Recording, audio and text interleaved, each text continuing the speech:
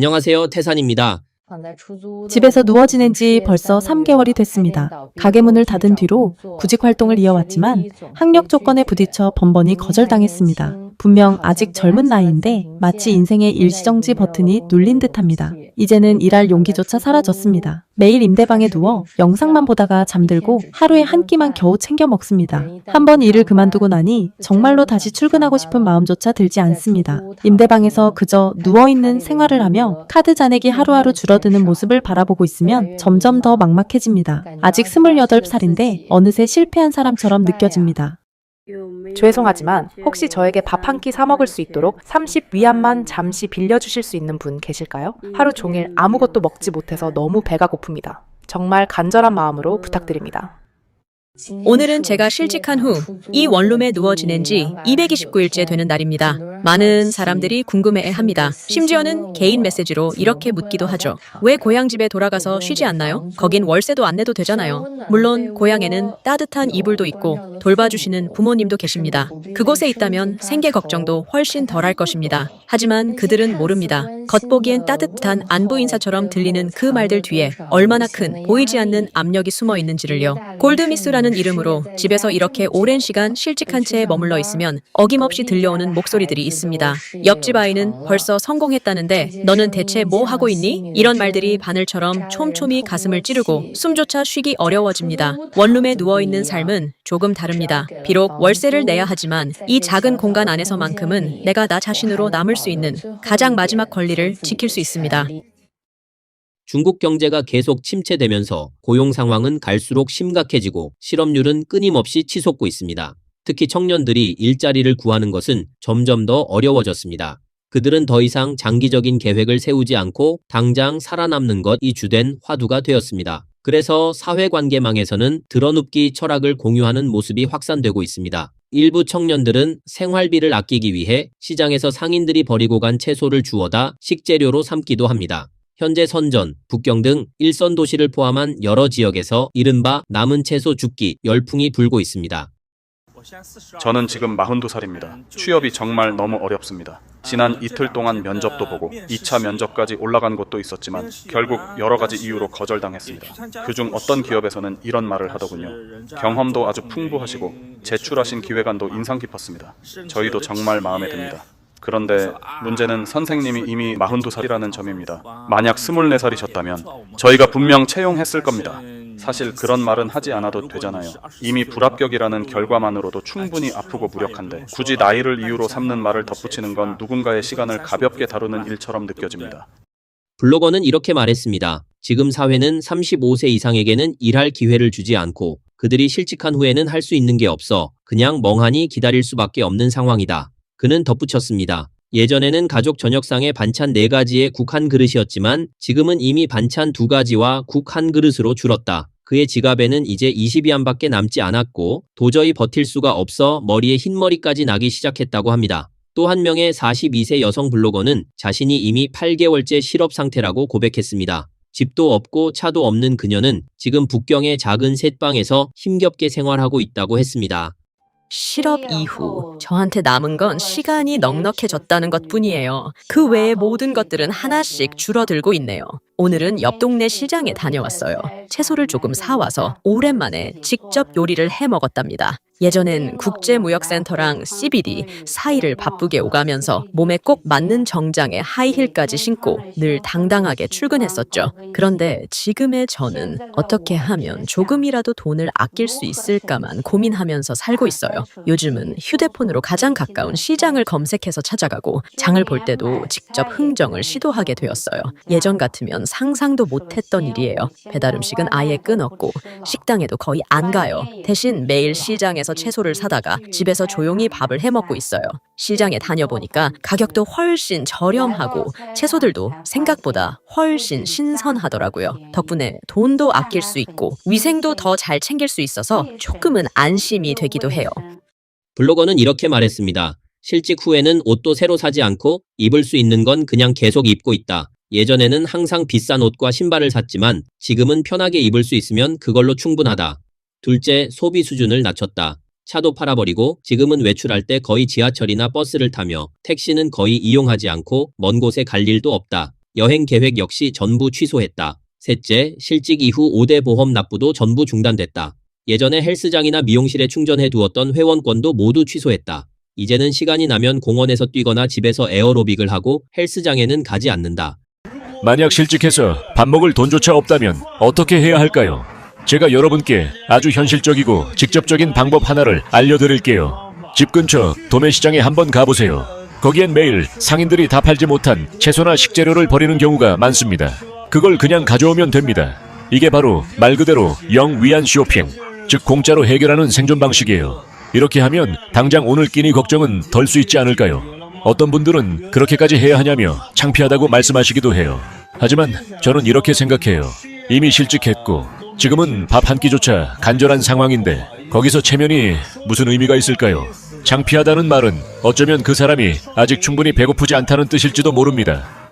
소셜미디어에서는 많은 네티즌들이 시장에서 남은 채소 줍기를 하는 영상을 올리며 큰 관심을 모았습니다. 일부 시장에서는 오히려 관련 규정을 내세워 남은 채소를 줍는 행위를 금지하기도 했습니다. 이유는 이러한 행동이 부정적인 영향을 끼칠 수 있다는 것이었습니다. 안휘성의 여성 블로거 룽룽의 일상은 매달 무려 2만 5천 위안의 주택 대출을 상환해야 한다고 털어놓았습니다. 그녀는 인터넷에서 많은 젊은이들이 남은 채소를 줍는 영상을 본 뒤 직접 시도해보기로 결심했고 실제로 생활비를 크게 절약할 수 있다는 사실을 확인했습니다. 그녀가 올린 영상에서는 남자친구와 함께 주곡퇴 도매시장에 가는 모습이 담겨 있었습니다. 지금 저희는 주곡퇴 도매시장에 도착했어요. 짜잔, 이렇게 큰 장바구니도 가져왔는데요. 과연 어떤 채소들을 건질 수 있을지 한번 같이 가볼까요? 여기는 채소 거래소 쪽인데요. 이 고추 보세요. 상태 너무 괜찮아요. 진짜 깨끗하네요. 오이도 엄청 많아요. 하나하나 멀쩡해요. 저도 몇 개 주워 갈게요. 이 오이 진짜 좋은데 왜 버린 거죠? 완전 득템한 느낌이에요. 시원하게 무쳐 먹으면 딱일 것 같아요. 4개 골랐는데 다 상태 좋아요. 너무 많이 가져가면 다 못 먹으니까 이 정도만요. 그리고 여기 샐러리도 있어요. 상태 괜찮네요. 조금만 주워 갈게요. 보세요. 진짜 연하죠? 그냥 윗부분에 잎이 조금 노랗게 됐을 뿐이에요. 노란 잎만 떼어내고 줄기만 가져가면 될 것 같아요. 줄기가 엄청 부드러워요. 완전 마음에 들어요. 이 커플의 채소 줍기 체험은 예상보다 큰 수확으로 이어졌습니다. 그들은 감자, 배추, 고추, 샐러리 등이 담긴 봉지 가득의 채소를 주워왔고 집에 돌아와 직접 몇 가지 가정식 요리를 만들었습니다. 남자친구는 이를 두고 농담처럼 영원 쇼핑이라고 표현했고 두 사람은 즐겁게 식사를 나누었습니다. 그러나 이러한 생활 방식은 오래가지 못했습니다. 블로거는 며칠 만에 채소 줍기를 중단했는데 그 이유는 주곡퇴 시장 측이 공식적으로 공지를 내고 부정적인 사회적 영향을 우려한다는 이유로 시장 내에서 채소를 줍는 행위를 전면 금지했기 때문입니다. 한 블로거는 자신의 가정 형편을 이렇게 토로했습니다. 그녀는 남편과 두 아이와 함께 서안 교외의 한 월세집에 살고 있습니다. 주변에 도와줄 친척도 없어 그녀는 전업으로 아이들을 돌보고 가정의 생계는 오직 남편의 월급에만 의존해왔습니다. 하지만 원래부터 빠듯하던 살림살이는 남편이 상의도 없이 갑자기 회사를 그만두면서 한순간에 더 큰 어려움에 빠지게 됐습니다. 한 블로거는 이렇게 전했습니다.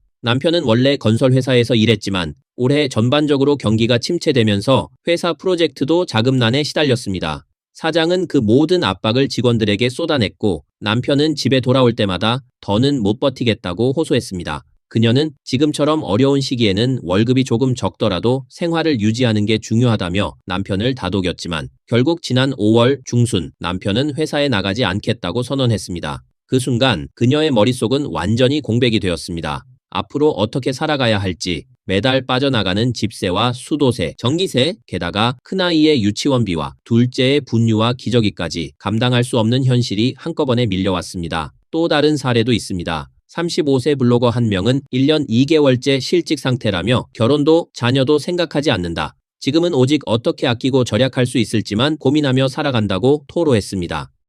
지금은 그냥 그때그때 상황을 보면서 한 걸음씩 나아가 보려고 합니다. 앞으로 남은 인생이 너무 막막하네요. 방향이 어딘지도 잘 모르겠습니다. 올해로 35, 실직 상태, 가진 자원도 없고 인맥도 전혀 없습니다. 요즘 중국에서 35세의 실직은 사실상 사형 선고나 다름없습니다. 왜냐고요? 요즘 채용 시장은 나이 제한이 대부분 35세 이하로 걸려있기 때문입니다. 대기업들은 신입 졸업생만 뽑습니다. 저처럼 35이 된 사람은 아예 서류에서부터 탈락이에요. 이력서조차 열어보지 않고 그냥 자동으로 걸러지는 거죠. 그래서 제가 할 수 있는 일이라고는 청소, 경비, 택배, 음식 배달 같은 일들 뿐입니다. 이 중에서도 택배나 배달은 그나마 월 5천 위안, 청소나 경비는 월 2천에서 3천 위안, 게다가 그런 일들은 휴일도 없이 매일같이 나가야 해요. 일하면 돈이 생기고 하루라도 쉬면 수입은 0입니다. 온라인에 올라온 관련 영상들을 종합해보면 채소 줍기에 참여하는 사람들의 범위는 상당히 넓습니다. 광동, 항주, 성도, 귀주 등 중국 전역의 도시에서 이 같은 현상이 확산되고 있으며 참여자들도 대학 졸업생, 실업 청년, 전업주부 등 다양한 계층으로 나타났습니다. 이른바 빵원 생존의 한 단면이라 할 수 있습니다. 오늘은 아버지를 모시고 도매시장에 다녀왔어요. 처음 찾아간 곳은 민치 농산물 시장이었는데요. 생각보다 너무 깔끔하고 정돈돼 있어서 깜짝 놀랐어요. 역시 선전, 위생 수준은 인정할 수밖에 없더라고요. 그래서 바로 자리를 옮겨서 화부시장으로 이동했습니다. 시장에 도착하자마자 귤 하나를 발견했어요. 조금 상하긴 했지만 먹는 데는 문제 없을 것 같아서 바로 주워 담았어요. 뒤를 돌아보니 큼직한 붉은 자두도 있었는데 이건 상태가 조금 더 안 좋아 보여서 그냥 지나쳤고요. 그 옆에는 가지가 한 무더기 있었는데 그중 멀쩡해 보이는 걸 몇 개 건졌어요. 가지볶음 해먹기 딱 좋을 것 같아서요. 쓰레기통 옆에는 고추 몇 개가 떨어져 있었는데 상태가 괜찮아서 그것도 같이 챙겼고요. 여주 하나도 보긴 했는데 이건 너무 많이 상해서 버렸어요. 그리고 와 진짜 크다 싶었던 복숭아도 하나 있었어요. 아쉽게도 이건 완전히 상해에 있어서 어쩔 수 없이 그냥 두고 왔습니다. 오늘 주운 것들은 전부 다른 사람들이 버리고 간 것들이에요. 그래도 이 정도면 충분해요. 내일 하루 식사는 문제 없을 것 같아서 감사한 마음이에요. 이날 블로거는 시장에서 주운 채소들로 가족이 이틀은 충분히 먹을 수 있을 정도였다며 생각보다 많이 건져서 기분이 좋았다고 말했습니다. 그녀는 심천의 한 채소 시장에서 채소를 주웠는데 뜻밖에도 운이 좋았던 하루였다고 회상했습니다. 오늘도 채소 시장으로 향했습니다. 혹시 뭐라도 건질 수 있을까 하는 마음으로 둘러봤는데 처음엔 딱히 건질 만한 게 없어 보이더라고요. 이제 그냥 돌아가야 하나 싶은 순간 눈앞에 한가득 쌓인 여주가 보였습니다. 상태도 꽤 신선해 보였어요. 오늘 저녁은 여주 계란볶음이나 여주탕을 해 먹어야겠다는 생각이 바로 들었습니다. 그리고 돌아서려는 순간 또 다른 신선한 채소 한 줌이 눈에 들어왔어요. 겉모습은 조금 눌려 있었지만 먹는 데는 전혀 지장이 없을 정도로 괜찮았습니다. 오늘 수확은 꽤 알찼습니다. 이 정도면 한 끼는 푸짐하게 해결할 수 있겠네요. 내일도 다시 와서 한 번 더 둘러보기로 했습니다. 39세의 한 블로거는 북경에서 16년간 일하며 치열하게 살아왔다고 말합니다. 그녀는 그동안 줄곧 인터넷 대기업에서 일해왔지만 지난해 구조조정으로 인해 결국 해고됐습니다. 당시 그녀는 두 아이를 돌보는 어머니이기도 했기에 삶의 무게는 순식간에 감당하기 어려운 수준으로 다가왔다고 말합니다. 다행히도 부모님께서 도움 주신 덕분에 당장의 경제적 위기는 어느 정도 숨 돌릴 수 있었다고 털어놓았습니다. 비록 주택대출은 다 갚았지만 집 안에는 여전히 금 먹는 짐승 2마리가 있어요. 바로 우리 아이들이죠. 그래도 얼마나 다행인지 몰라요. 부모님께서 아직 연금이 남아있어서 지금은 제가 대신할 수 없는 양육을 맡아 북경에서 아이들을 돌봐주고 계시거든요. 진심으로 감사한 마음뿐이에요. 솔직히 말하면 부모님의 도움이 없었다면 이 시기를 어떻게 버텼을지 상상도 안 돼요. 그런데 마음 한켠이 참 죄송하고 부끄럽기도 합니다. 남들 부모님은 노후를 편안하게 보내고 계실 텐데 우리 부모님은 올해 70을 바라보는 나이에도 저 대신 고향을 떠나 북경에서 지내시며 아직도 저를 위해 돈을 쓰고 힘을 쓰고 계시니까요.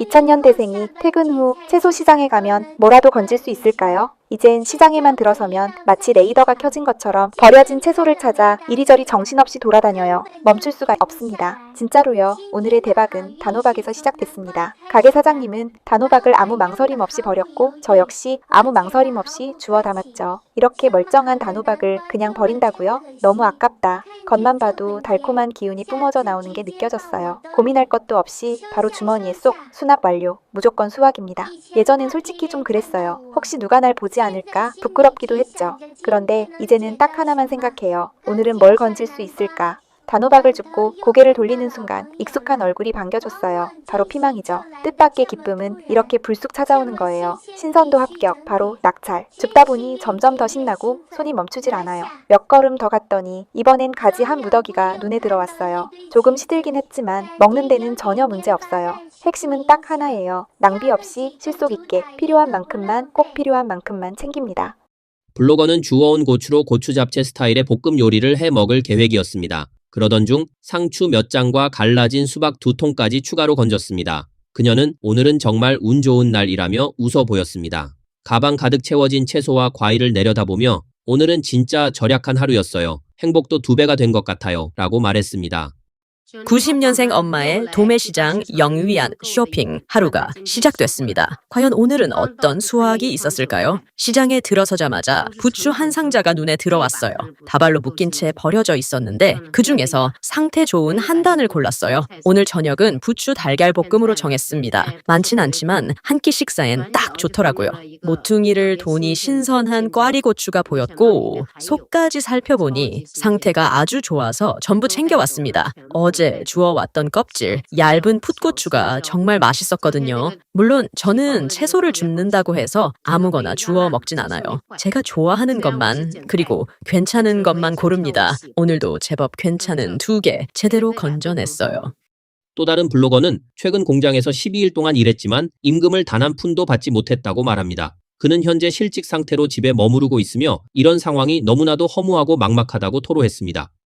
지난 4월 저는 거의 쓰러질 뻔했어요. 공장에 들어가서 12일 동안 일했지만 결국 단 한 푼도 임금을 받지 못했습니다. 지금은 업체 측 연락조차 닿지 않고 있는 상황이에요. 정말 어떻게 해야 할지 모르겠어요. 사는 게 너무 고되고 무엇을 해도 힘이 나지 않습니다. 하루의 대부분을 월세 셋방에 누운 채 불안과 초조 속에서 보내고 있어요. 그러던 중 SNS를 통해 따뜻한 메시지들이 도착했습니다. 몇몇 분들은 일자리를 소개해주겠다며 연락도 주셨고요. 이렇게 마음 써주시는 분들이 계시다는 사실이 요즘 저에게 정말 큰 위로가 되고 있습니다. 진심으로 감사드립니다. 저는 현재 사무직위를 구하고 있고 급여는 월 3,000위안 이상이면 괜찮습니다. 근무 시간은 하루 9시간 이내면 충분하다고 생각해요. 현실적인 조건 안에서 다시 제 삶을 시작해보고 싶습니다.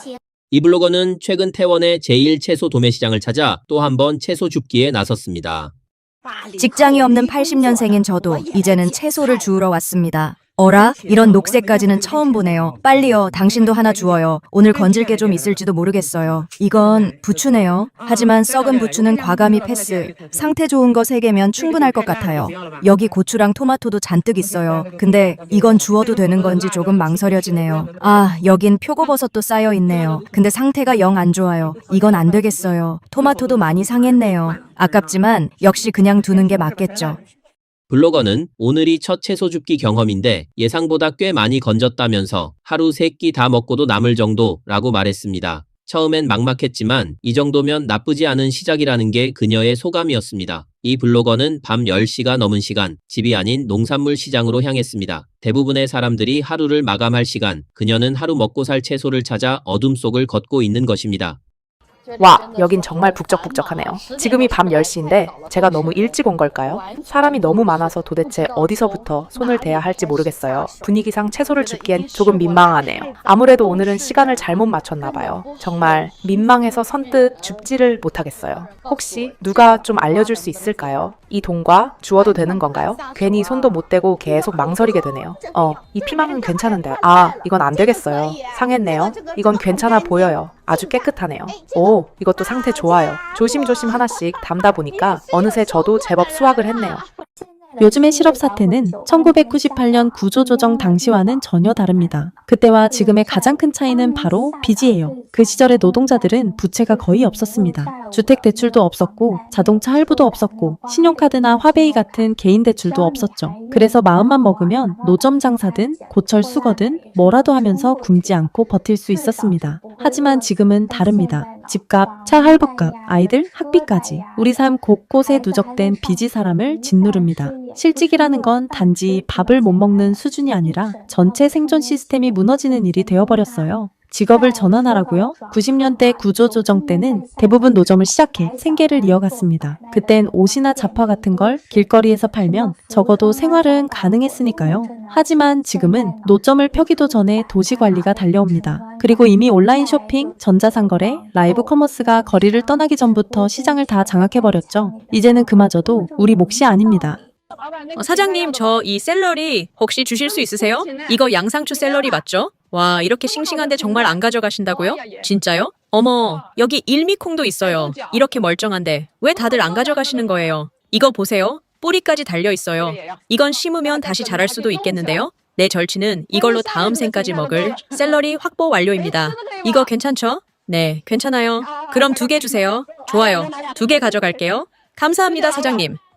시장 바닥에 채소가 가득 깔려 있는 걸 보고 사장님께 여쭤봤어요. 이거 주워도 될까요? 사장님은 웃으며 괜찮아요 라고 하셨고 그 순간부터 우리의 채소 줍기 여행이 시작됐습니다. 그런데 그 옆에 계시던 시장 어르신께서 뜻밖의 도움을 주셨어요. 많이 가져가요, 더 챙겨요 하시면서 직접 손까지 보태주시더라고요. 같이 있던 제 절친은 웃음을 멈추지 못했어요. 진심으로 따뜻한 순간이었거든요. 어르신 정말 감사합니다. 이 채소들 진짜 멀쩡하고 너무 좋아요.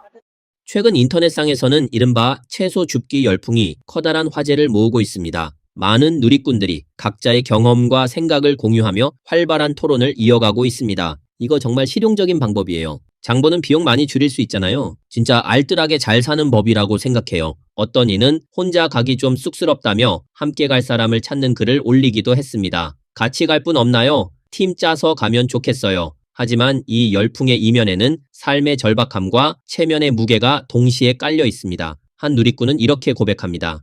귀림으로 돌아온 지 한 달이 넘었는데 아직도 일자리를 못 구했다. 그래서 그냥 채소라도 주워서 먹고 싶은 심정이다. 조금이라도 아끼지 않으면 진짜 끼니도 못 때우게 될까봐 겁난다. 실직과 생활고 속에 외부의 차가운 시선이 더 큰 상처가 되고 있습니다. 한 영상에서 항주에 사는 90년대생 여성이 이렇게 호소했습니다. 채소 도매시장에서 주워온 걸로 끼니를 때우지만 그날은 정말 마음이 많이 힘들었습니다.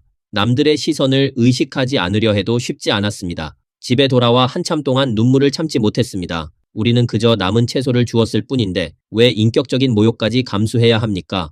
오늘 영상은 여기까지입니다. 시청해주셔서 감사합니다. 안녕하십니까, 이태현입니다.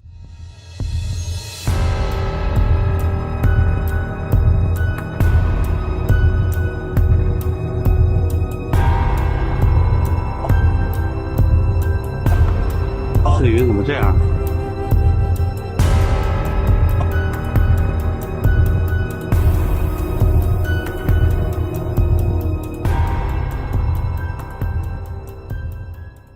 哎呦我去，这太可怕了！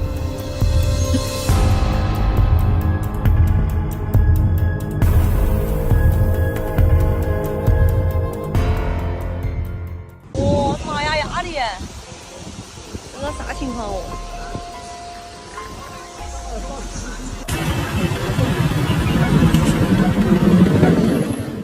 我越来越多，越来越多。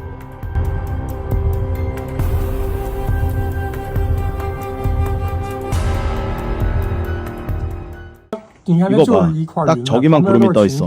주변은 전부 맑은 하늘이야. 저기 달도 보이지? 위쪽도 전부 맑잖아. 근데 딱 저기만 한 조각 구름? 예쁘지 않아? 게다가 소리도 없어. 천둥도 안 치고. 이렇게 가까운데 말이야. 내가 안 속였지?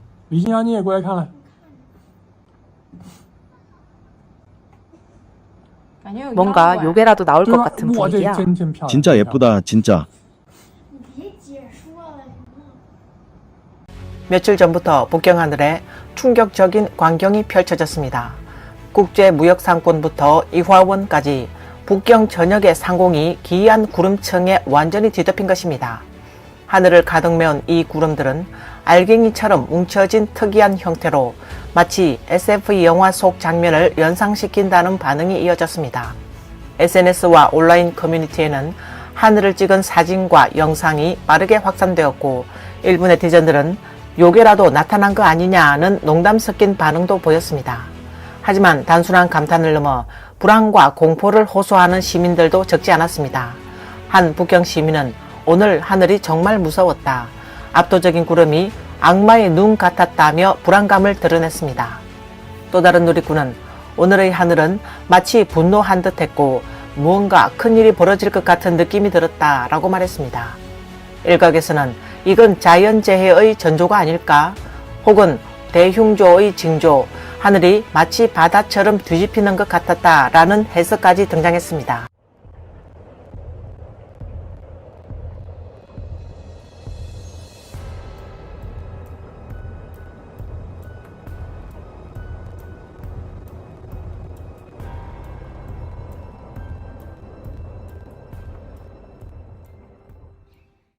지금 북경 하늘 좀 보세요. 세상에, 이게 뭐죠? 불꽃놀이처럼 번쩍이는데 사실은 천둥 번개랍니다. 믿기시나요? 정말 말이 안 나올 정도예요. 세상에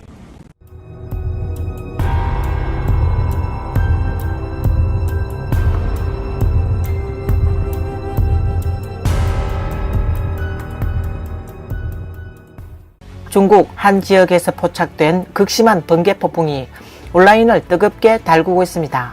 한 네티즌은 오늘 하늘이 마치 불꽃놀이를 하는 것 같다며 놀라움을 감추지 못했습니다. 그는 1분 내내 하늘이 번쩍였고 마치 설날 폭죽을 터뜨리는 듯 했다. 와, 이 장면은 정말 장관이다. 오늘 촬영할 영상 소재는 충분하다라며 당시 상황을 전했습니다. 순식간에 수십 차례 쏟아진 강렬한 번개가 밤하늘을 환하게 밝히며 보는 이들에게 두려움과 동시에 경이로움까지 안겨주었습니다. 2025년 9월 13일 저녁 북경 곳곳에 갑자기 우박이 쏟아졌습니다. 우박의 크기는 콩 크기에서부터 돌멩이 크기, 심지어 달걀만한 크기까지 다양했으며 일부 시민은 떨어진 우박을 주워 보여주며 진짜 달걀 같다라는 표현을 남기기도 했습니다. 시민들이 SNS에 공개한 영상을 보면 강풍과 함께 쏟아지는 우박이 마치 구슬처럼 쉴 틈 없이 쏟아졌고 불과 몇 분 만에 도로 위에는 두텁게 우박이 쌓였습니다. 특히 위에서 촬영된 영상에서는 우박과 빗물이 뒤섞인 도로가 마치 깨진 얼음판처럼 변했으며 일부 네티즌들은 마치 빙하기에 들어선 것 같다는 댓글을 남기기도 했습니다. 두껍게 쌓인 우박층은 차량 주행에도 큰 지장을 초래했습니다. 갑자기 내린 우박에 차량들은 잇따라 파손됐고 차량 외관에는 크고 작은 구멍이 뚫리는 피해가 발생했습니다. 또한 주차장 지붕이나 유리 차양 시설에도 강한 우박을 버티지 못하고 전부 파손되는 등 피해가 잇따랐습니다. 이번 북경 우박 사태는 단순한 기상 이변을 넘어 도심 일상에 직접적인 충격을 준 재해로 평가되고 있습니다.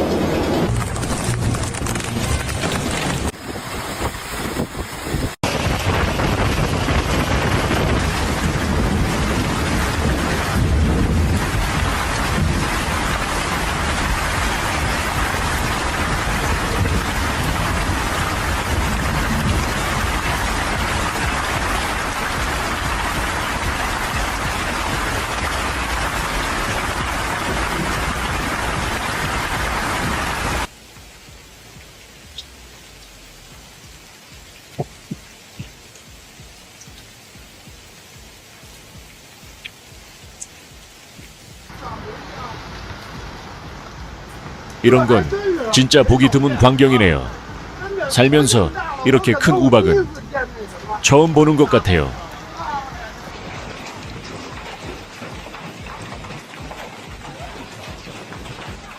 와, 진짜 우박 크기가 어마어마하네요.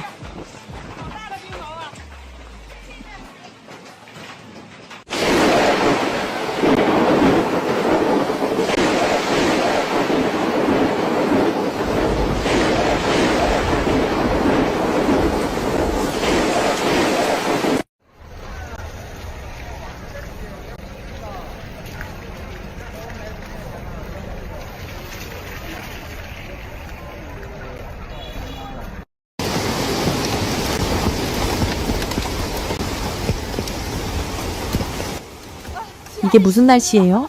진짜 무서워요.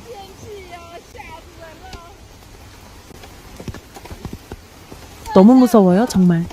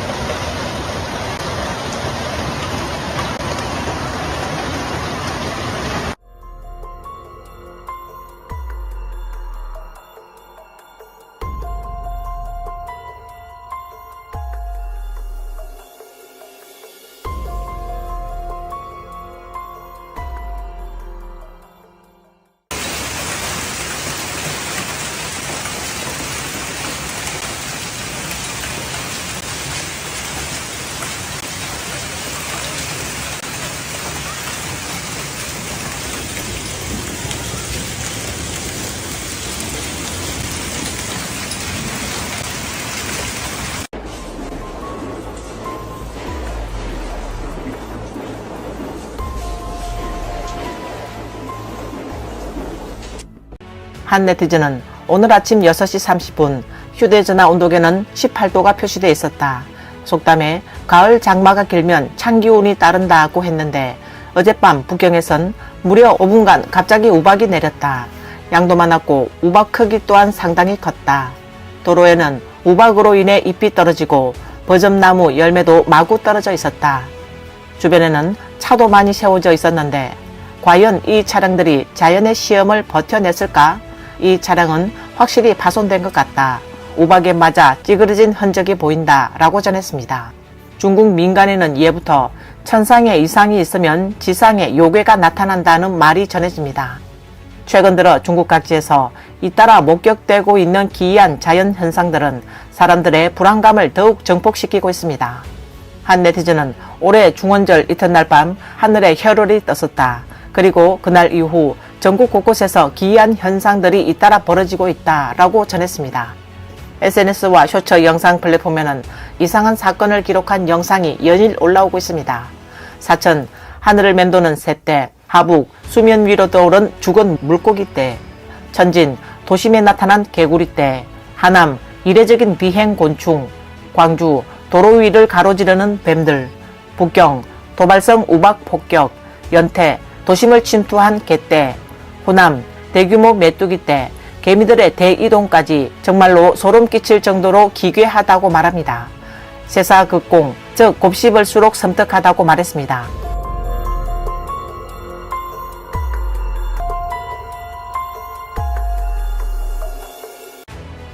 한편 지진 발생을 앞두고 나타나는 전조 현상들이 전해지고 있습니다. 지진 20일 전에는 해가 질 무렵 하늘에서 붉은 빛이 비친다. 지진 15일 전에는 개구리떼가 길을 걷는다. 지진 8일 전에는 하늘에 새들이 어지럽게 날아다닌다. 지진 2일 전에는 쥐들이 불안한 듯 도망친다. 지진 당일에는 우물물이 끓어오르는 현상이 나타난다. 혹시 이게 무슨 새인지 아시는 분 계신가요? 저건 좀 봉황처럼 생기지 않았나요? 보이시죠? 계속 저 위에서 맴돌고 있어요. 저 새, 이번이 두 번째로 본 것입니다. 처음 본 건 아주 어렸을 때였어요. 보세요. 계속 하늘 위를 뱅뱅 돌고 있어요. 엄청 큽니다. 날개 펼친 길이가 거의 2에서 3m는 되는 것 같아요. 정말 보기 드문 크기예요.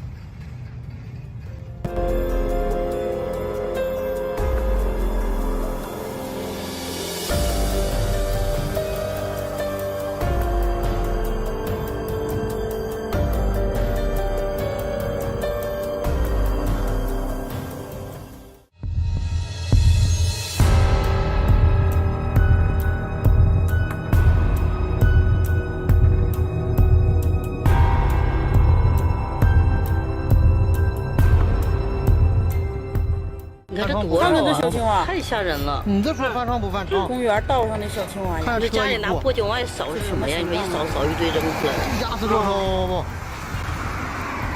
看看，8块。哦，那个，你这说翻船不翻船不？你这说翻船不翻船？看车一过，压死多少不？看看，8块。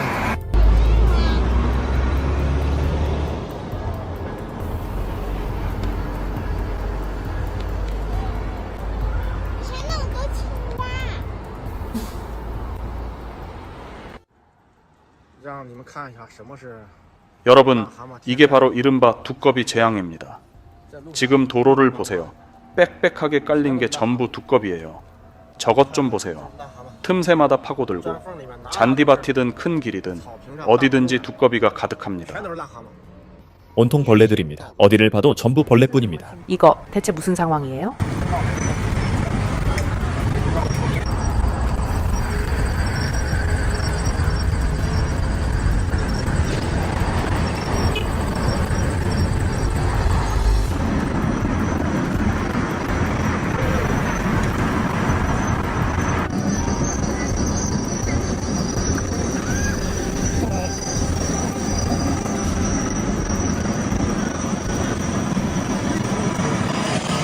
아이고, 큰일 났다. 진짜 망했다, 망했어.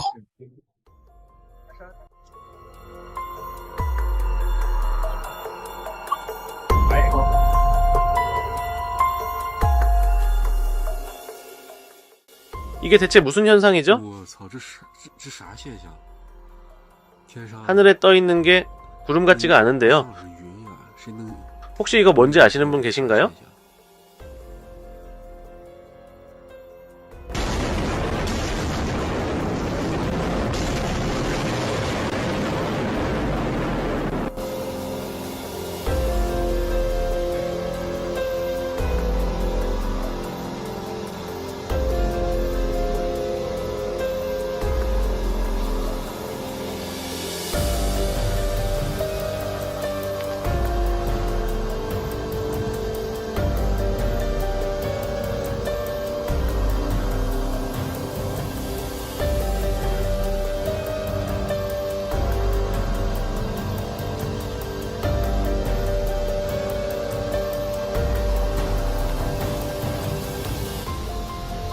지금 이 순간 북경 하늘 위에 정말 아름다운 유방운이 떠 있습니다. 몽글몽글 덩어리처럼 퍼져 있는데요. 약간 CT 영상 같지 않나요? 와, 이 유방운 좀 보세요. 마치 심장처럼 생긴 것도 있어요.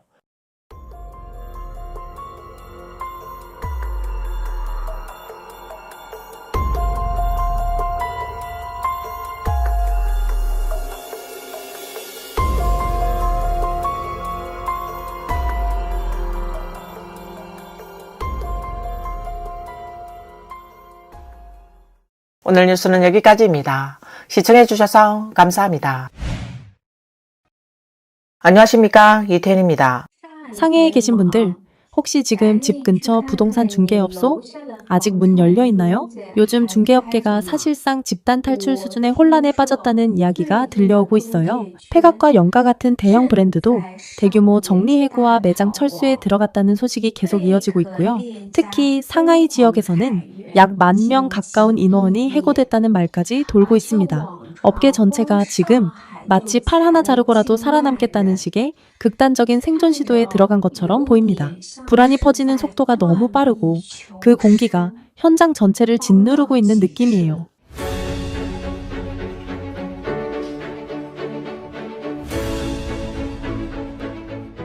요즘엔 진짜 실물 장사가 너무 어렵네요. 영가 같은 대형 중개업체들조차 줄줄이 무너지고 있으니까요. 폐업하자마자 간판부터 떼어내더라고요. 정말 순식간이에요. 빠르고 허무할 정도로 조용합니다. 1년 넘게 함께했던 이 가게, 오늘부로 문을 닫습니다. 지금 상황을 보면 9월에는 더 많은 중개업소들이 잇따라 문을 닫게 될 것 같아요. 여기도 결국 철수했네요. 아마 오늘 오후쯤 나간 것 같습니다. 이 매장은 2017년에 문을 열었는데 그때 저도 직접 개막식에 참석했었죠.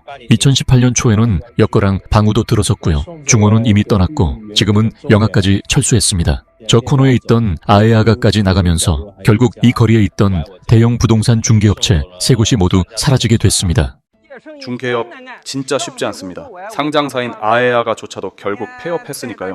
오늘 소개해드릴 곳은 만달 맞은편에 위치한 상가입니다. 연면적 150제곱미터, 총 3층 규모의 건물이고요. 그럼 지금부터 화면으로 함께 살펴보시죠.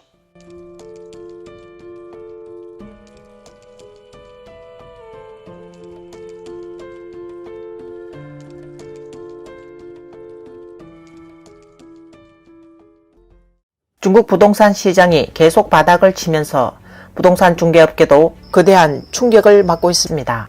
특히 폐각과 연계된 영가 같은 대형 중개 브랜드가 이번에 선두에 서서 칼바람을 일으켰습니다.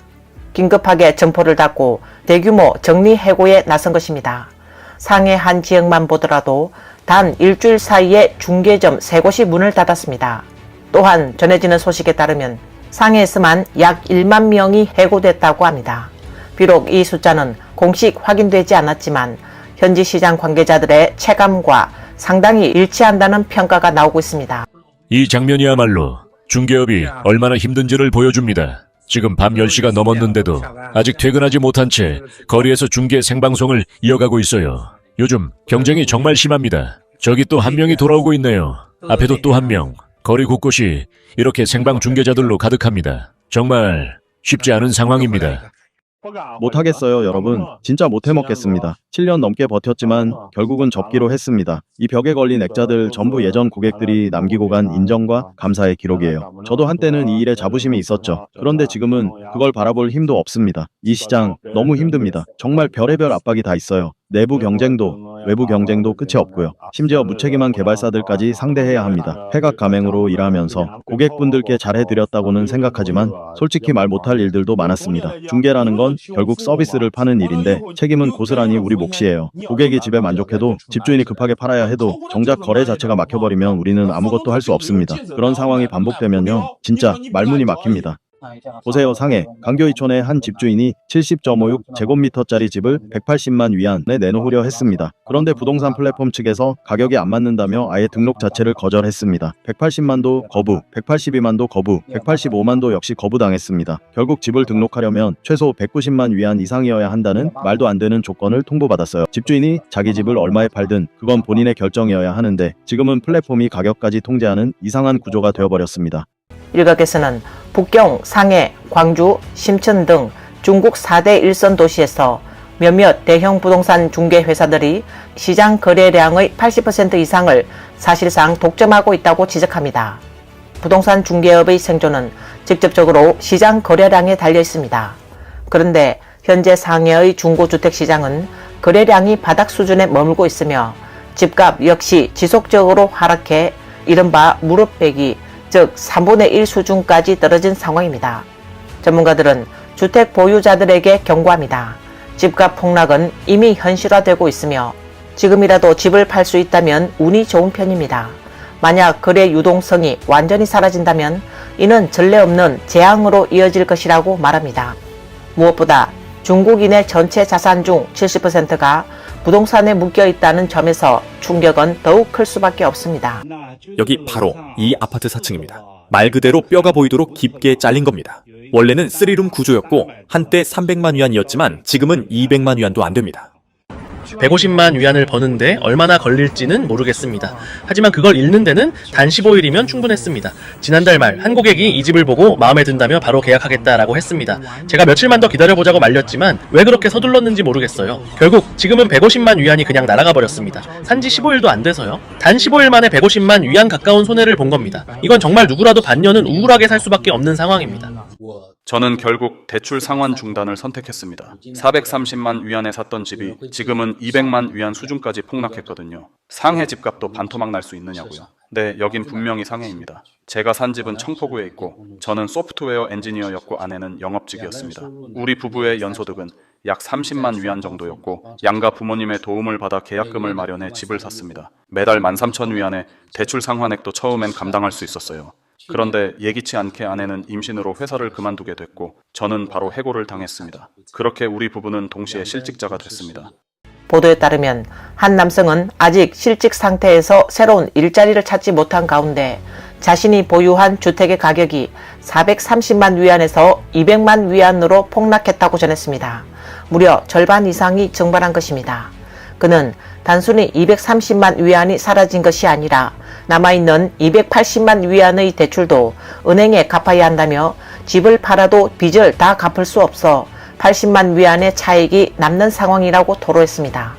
그는 이어서 130만 위안의 성금은 이미 날아갔고 그동안 갚아온 원금과 이자도 모두 물거품이 됐다고 밝혔습니다.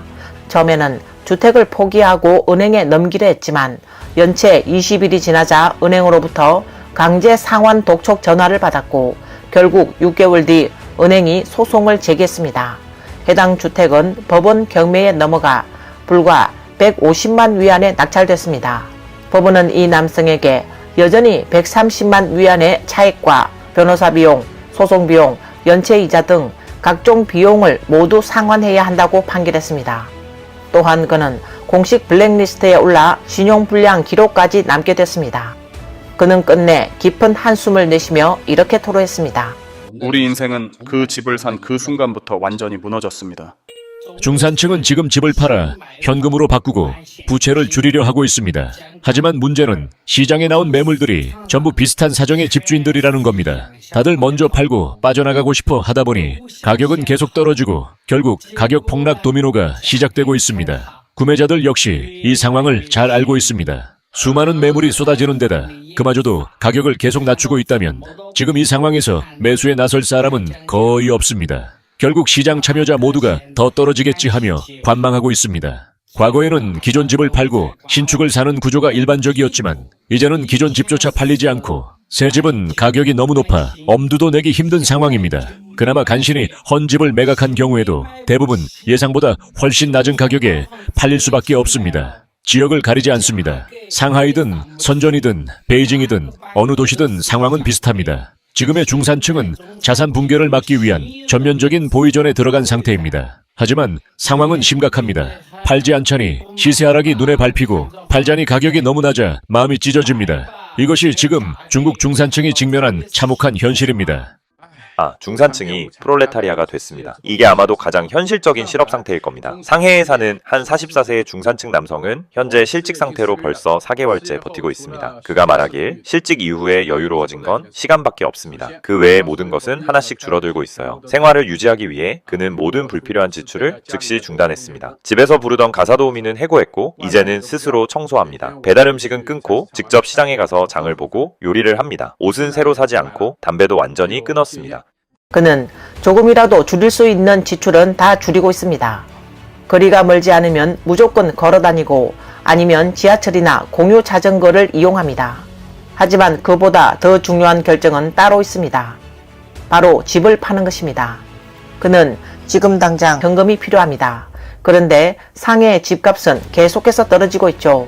이 상태로 집을 가지고 있어 봐야 사실상 돈이 묶여 있는 거나 다름없습니다. 라고 말했습니다.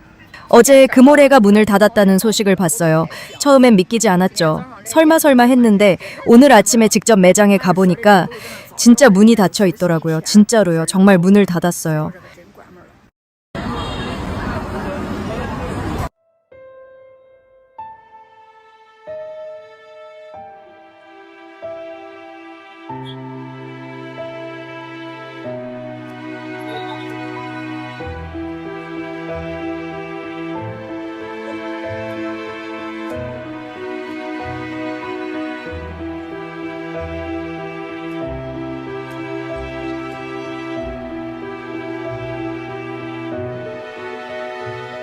배점, 감원, 임대료 인하, 집값 하락, 모든 움직임이 일제히 진행되고 있습니다. 이 흐름, 마치 봄 강물이 따뜻해지면 우리가 가장 먼저 알아차리듯 지금의 변화는 중국 대륙의 가장 정확한 체온계처럼 느껴집니다. 주 6일 근무, 일주일에 하루 쉬는 걸 단휴라고 부릅니다. 그런데 요즘은 단휴도 양반이라는 말이 나옵니다. 어떤 회사는 아예 하루 휴가라는 개념 자체가 없고 한 달에 고작 4일을 쉬기도 하죠. 당신은 단휴와 월휴가 별 차이 없다고 생각하십니까? 실제로 2달 기준으로 보면 단휴는 총 9일, 월휴는 8일에 불과합니다. 하지만 진짜 문제는 따로 있습니다. 많은 기업이 정해진 휴무일조차 없는 유동 휴무제를 적용하고 있기 때문입니다. 예를 들어 토요일이나 일요일처럼 고정된 주간 휴가는 아예 존재하지 않고 상사의 기분이나 상황에 따라 그날 달라집니다. 지금 보니 어떤 회사들은 격주 주 5일제를 당당히 복리후생 항목에 적어놓더군요. 정말 기가 막힙니다. 언제부터 토, 일요일 완전 주 5일 근무가 아니라 격주제 단휴, 쌍휴가 복리후생이 된 겁니까? 이게 혜택이라니 참담합니다. 오늘 진심으로 말씀드리고 싶은 것이 있습니다. 12시간짜리 이교대제, 특히 밤샘 야간 근무는 가능하다면 절대 하지 마세요. 왜냐고요? 그건 조용히 당신을 망가뜨리는 살인자이기 때문입니다. 노화는 눈에 띄게 가속되고 야간 근무는 피부부터 무너뜨립니다. 칙칙해진 얼굴, 깊어지는 주름, 멈추지 않는 여드름. 남들이 쉴 때 당신은 청춘을 깎아먹고 있는 겁니다. 하루가 다르게 줄어드는 머리숱, 밤샘과 스트레스는 탈모로 가는 가장 빠른 지름길입니다. 그리고 무엇보다 중요한 건 심장, 간, 위, 신장, 우리 몸의 모든 장기들은 일정한 리듬에 맞춰 쉴 권리가 있다는 사실입니다. 밤낮이 뒤바뀐 삶은 그 리듬을 완전히 무너뜨리고 당신의 몸을 조용히, 그러나 확실하게 망가뜨립니다. 난 아직 젊으니까 괜찮다고요? 병은 예고 없이 찾아옵니다. 건강검진표에 빨간 경고등이 켜지고 병상에 누워 수액을 꽂은 채 후회하기 전에 지금 멈추세요. 지금 생각하세요. 밤에도 피곤하고 낮에도 피곤합니다. 진짜 죽을 것 같아요. 저 정말로 죽을 것 같아요. 밤새 2번이나 야간 근무를 했는데요. 저녁 8시부터 아침 8시까지 무려 12시간 동안 일했어요. 낮에는 충분히 잤다고 생각했는데 밤이 되면 또 졸리고, 야간 근무를 마치고 나면 낮에도 졸리고 밤에도 졸리고, 진짜 몸이 취한 것 같아요. 정신도 멍하고 건강이 점점 나빠지는 게 느껴져요. 도대체 왜 이렇게까지 12시간 근무를 시키는 건지, 무슨 꿍꿍이 속이 있는 건지 모르겠어요. 그러나 중국 대륙에서는 돈을 모으기 위해, 생존을 위해, 심지어는 가정을 부양하기 위해 일부 2000년대생 청년들이 여전히 고된 육체 노동을 택하고 있습니다. 2001년생 한 여성이 그 대표적 사례입니다. 그녀는 매일 건설 현장에서 10시간을 일하며 뜨거운 햇볕 아래 땅바닥에 쪼그리고 앉아 철근을 묶습니다. 그 고된 노동 탓에 피부는 거칠고 검게 거울렸습니다. 이것이 지금 중국 청년들의 삶의 현장입니다. 하루에 거의 10시간씩 일합니다. 처음에는 발이 너무 아파서 서 있기도 힘들었어요. 지금 받는 급여는 하루 322안입니다. 부모님은 시골에서 농사를 지으며 저와 여동생을 키우셨고 정말 고생이 많으셨어요. 그래서 앞으로는 부모님이 더 이상 그렇게 힘들게 일하지 않으시도록 저도 돈을 더 많이 저축하면서 열심히 살아가고 싶어요. 오늘 뉴스는 여기까지입니다. 시청해 주셔서 감사합니다. 안녕하십니까, 이태현입니다. 중국에는 일반 시장에서 유통되는 통상적인 상품 외에도 특수한 유통체계가 따로 존재합니다. 바로 특공체제, 즉 특별공급체제입니다. 많은 시청자분들이 특공이란 무엇인가 궁금해하실 텐데요. 쉽게 말해 중공 고위 간부들만을 위한 따로 마련된 식품, 의약품, 생활용품 공급업체를 말합니다. 이들이 먹는 식재료는 전용 농장과 전담 인력이 관리하는 특별 생산지에서 조달되며 일반 서민들과 철저히 분리된 체계 속에서 운영됩니다. 그러나 문제는 여기서 그치지 않습니다. 최근에는 단순한 식재료를 넘어 생체 장기까지 특공화됐다는 의혹이 꾸준히 제기되고 있습니다. 그렇다면 왜 중공 고위층은 하나같이 고령까지 장수할 수 있었을까요? 특공체제는 언제 어떻게 시작되었고 어떤 방식으로 운영되고 있으며 왜 지금 전면적인 부패 체계로 전락하게 되었는지 오늘은 이 중공의 특공체제 실체와 그 폐해를 추적해 보겠습니다. 먼저 지난 9월 3일 북경에서 열린 대규모 열병식 소식부터 전해드리겠습니다. 당시 촬영된 영상 한 장면이 온라인상에서 큰 화제를 모았는데요. 화면 속에는 중국 국가주석 석근평, 러시아 대통령 블라디미르 푸틴, 그리고 북한 국무위원장 김정은이 나란히 열병식장으로 입장하는 모습이 포착됐습니다. 그런데 이들이 나누는 대화에서 충격적인 주제가 등장합니다. 바로 장기이식과 영생에 관한 대화였습니다. 이 대화는 현장 생중계 화면을 통해 외부로 송출되었으며 이후 중국 내 플랫폼에서는 해당 영상이 빠르게 삭제됐습니다.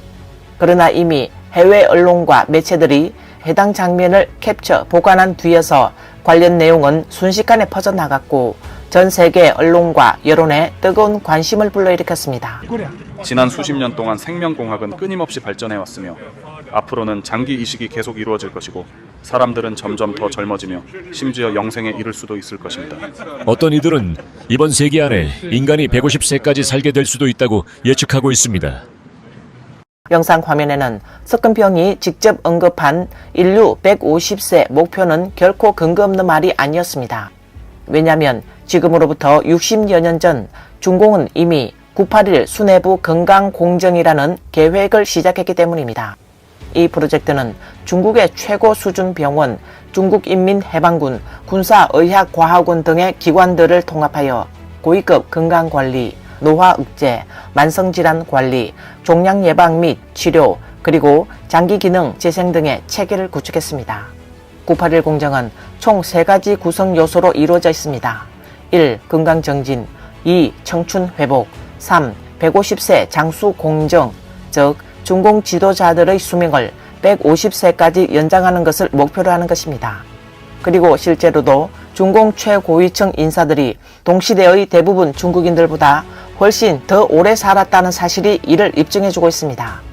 예를 들어 모택동은 83세까지 살았고 주원래는 78세, 주덕은 90세까지 생존했습니다. 하지만 당시 중국인의 평균 기대 수명은 불과 65세였습니다. 근현대에 들어와서 중공 지도자들이 대부분이 100세에 가까운 고령까지 생존하거나 그 이상을 살고 있습니다. 예를 들면 등소평은 93세, 만리는 99세, 전 중공 중앙부주석이었던 왕동흥은 100세, 전 중앙서기처 서기 덕력군도 100세, 전 국무위원 장경부는 101세까지 생존했습니다. 중공 고위 지도자들은 본인만 장수를 누린 것이 아니라 그의 부인들 또한 하나같이 늙지 않는 몸을 지니고 있다는 점도 주목할 만합니다. 다음 영상에는 거의 100세에 가까운 고위 간부 부인들 총 24명이 등장하는데요. 그중 일부를 소개해드리겠습니다. 예를 들면 중공 군부의 소경광 대장의 부인은 현재 99세, 나서청 대장의 부인은 100세, 왕서성 대장의 부인도 99세에 달합니다. 이 외에도 장수를 누리고 있는 고위층 부인들의 사례는 계속해서 이어집니다. 그렇다면 왜 전 세계에서 오직 중공의 지도자들만이 서방 국가들의 정상들보다 더 오래 사는 걸까요? 모두 아시다시피 인체는 일종의 기계와도 같아서 일정 시간이 지나면 기계 부품이 노화되듯 인체의 장기들 역시 점차 기능이 저하됩니다. 즉 장기 기능이 쇠퇴하고 나아가 2개 이상의 장기가 동시에 문제를 일으키는 다발성 장기 부전은 대부분의 노인들이 생을 마감하는 주요 원인 중 하나입니다. 따라서 이러한 장기 기능 부전 문제를 해결하는 것은 중공 고위층의 수명을 연장하는 핵심 수단이 되었으며 그 핵심 기술이 바로 장기 교체, 즉 장기 이식입니다. 2019년 6월 미국의 비영리 기관 인구연구소 소장 겸 중국 문제 전문가 스티븐 모이셔는 영문 대기원과의 인터뷰에서 지난 세기 1960년대에 이미 중공 고위 간부들이 젊은이의 피를 수혈하여 생명을 연장하고 있었으며 이것은 실제로 수명 연장 효과가 있었다. 그리고 1980년대에 들어서면서 그들은 장기 이식으로 방향을 바꾸었다. 중국 내 장기 이식 초기 목적은 바로 중공 지도자들의 장기를 교체해 수명을 연장하기 위한 것이었다라고 밝혔습니다. 중국의 베테랑 언론인 조랑건은 정령 포럼 프로그램에 출연해 인체의 장기마저도 특공 상품이 될 수 있다는 사실은 분명 중공의 특권 계층만이 누릴 수 있는 일이다 라고 밝혔습니다. 조랑건은 중국의 특공식품은 일반 서민들도 어느 정도 상상할 수 있는 범주에 있다. 심지어 특공 의료 역시 그 격차를 감안하면 납득 가능한 수준이라 여길 수 있다. 하지만 이제는 한 걸음 더 들어가면 서민들이 상상조차 하지 못하는 영역이 있다. 그것이 바로 최근 몇 년 사이 점점 더 많은 이들이 주목하기 시작한 특공 장기이다 라고 지적했습니다. 그는 또 이것이야말로 중국의 권력 시스템이 만들어내는 극단적인 격차의 궁극적인 표현이라고 생각한다. 왜냐하면 이른바 특공 장기는 돈이 있다고 해서 누구나 얻을 수 있는 것이 아니기 때문이다. 단순히 돈만 있다고 해서 13세, 15세 혹은 25세의 장기를 자신이 이식받을 수 있는 것이 절대 아니다 라고 강조했습니다. 이러한 일들을 실제로 조작하고 실행할 수 있는 사람은 분명히 막대한 자금력과 권력을 동시에 가진 인물이어야만 가능합니다. 왜냐하면 그는 고속철도, 고속도로, 심지어 항공기까지도 사적으로 동원할 수 있는 권한을 가지고 있기 때문이다. 그래서 나는 이러한 구조야말로 중국 사회가 가진 가장 깊고 어두운 심연이라고 생각한다. 한편 최근 몇 년 사이 중공은 국제사회를 상대로 건강 실크로드와 인류 운명 공동체라는 외교 전략을 적극적으로 펼치고 있습니다. 그런데 이 겉으로 드러난 외교 수사 뒤에는 매우 엄침한 장기 외교 노선이 숨어 있습니다. 보도에 따르면 2024년 9월 20일 말레이시아 제17대 최고 원수인 술탄 아브라힘이 중국을 공식 방문하여 석건평과 회담을 가졌습니다. 이 자리에서 술탄 아브라힘은 직접 중공의 특별한 배려에 감사를 표하며 자신의 아들이 중국에서 간 이식 수술을 성공적으로 받았다고 밝혔습니다. 대기원 신문의 베테랑 편집국장 곽군 역시 다음과 같은 충격적인 발언을 했습니다.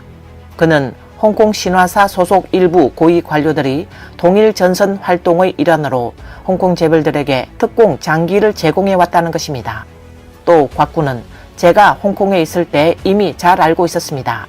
신화사 관료들이 홍콩의 일부 부유층을 중공 편으로 끌어들이기 위해 그들에게 특공 장기를 제공한 것이죠. 이 과정에서 그들은 부유층 인사들과 함께 직접 광주의 교도소에 들어가 양질의 젊은 장기를 고르게 했습니다. 그리고 그 장기를 이식해주는 방식으로 거래가 이루어졌습니다. 라고 말했습니다.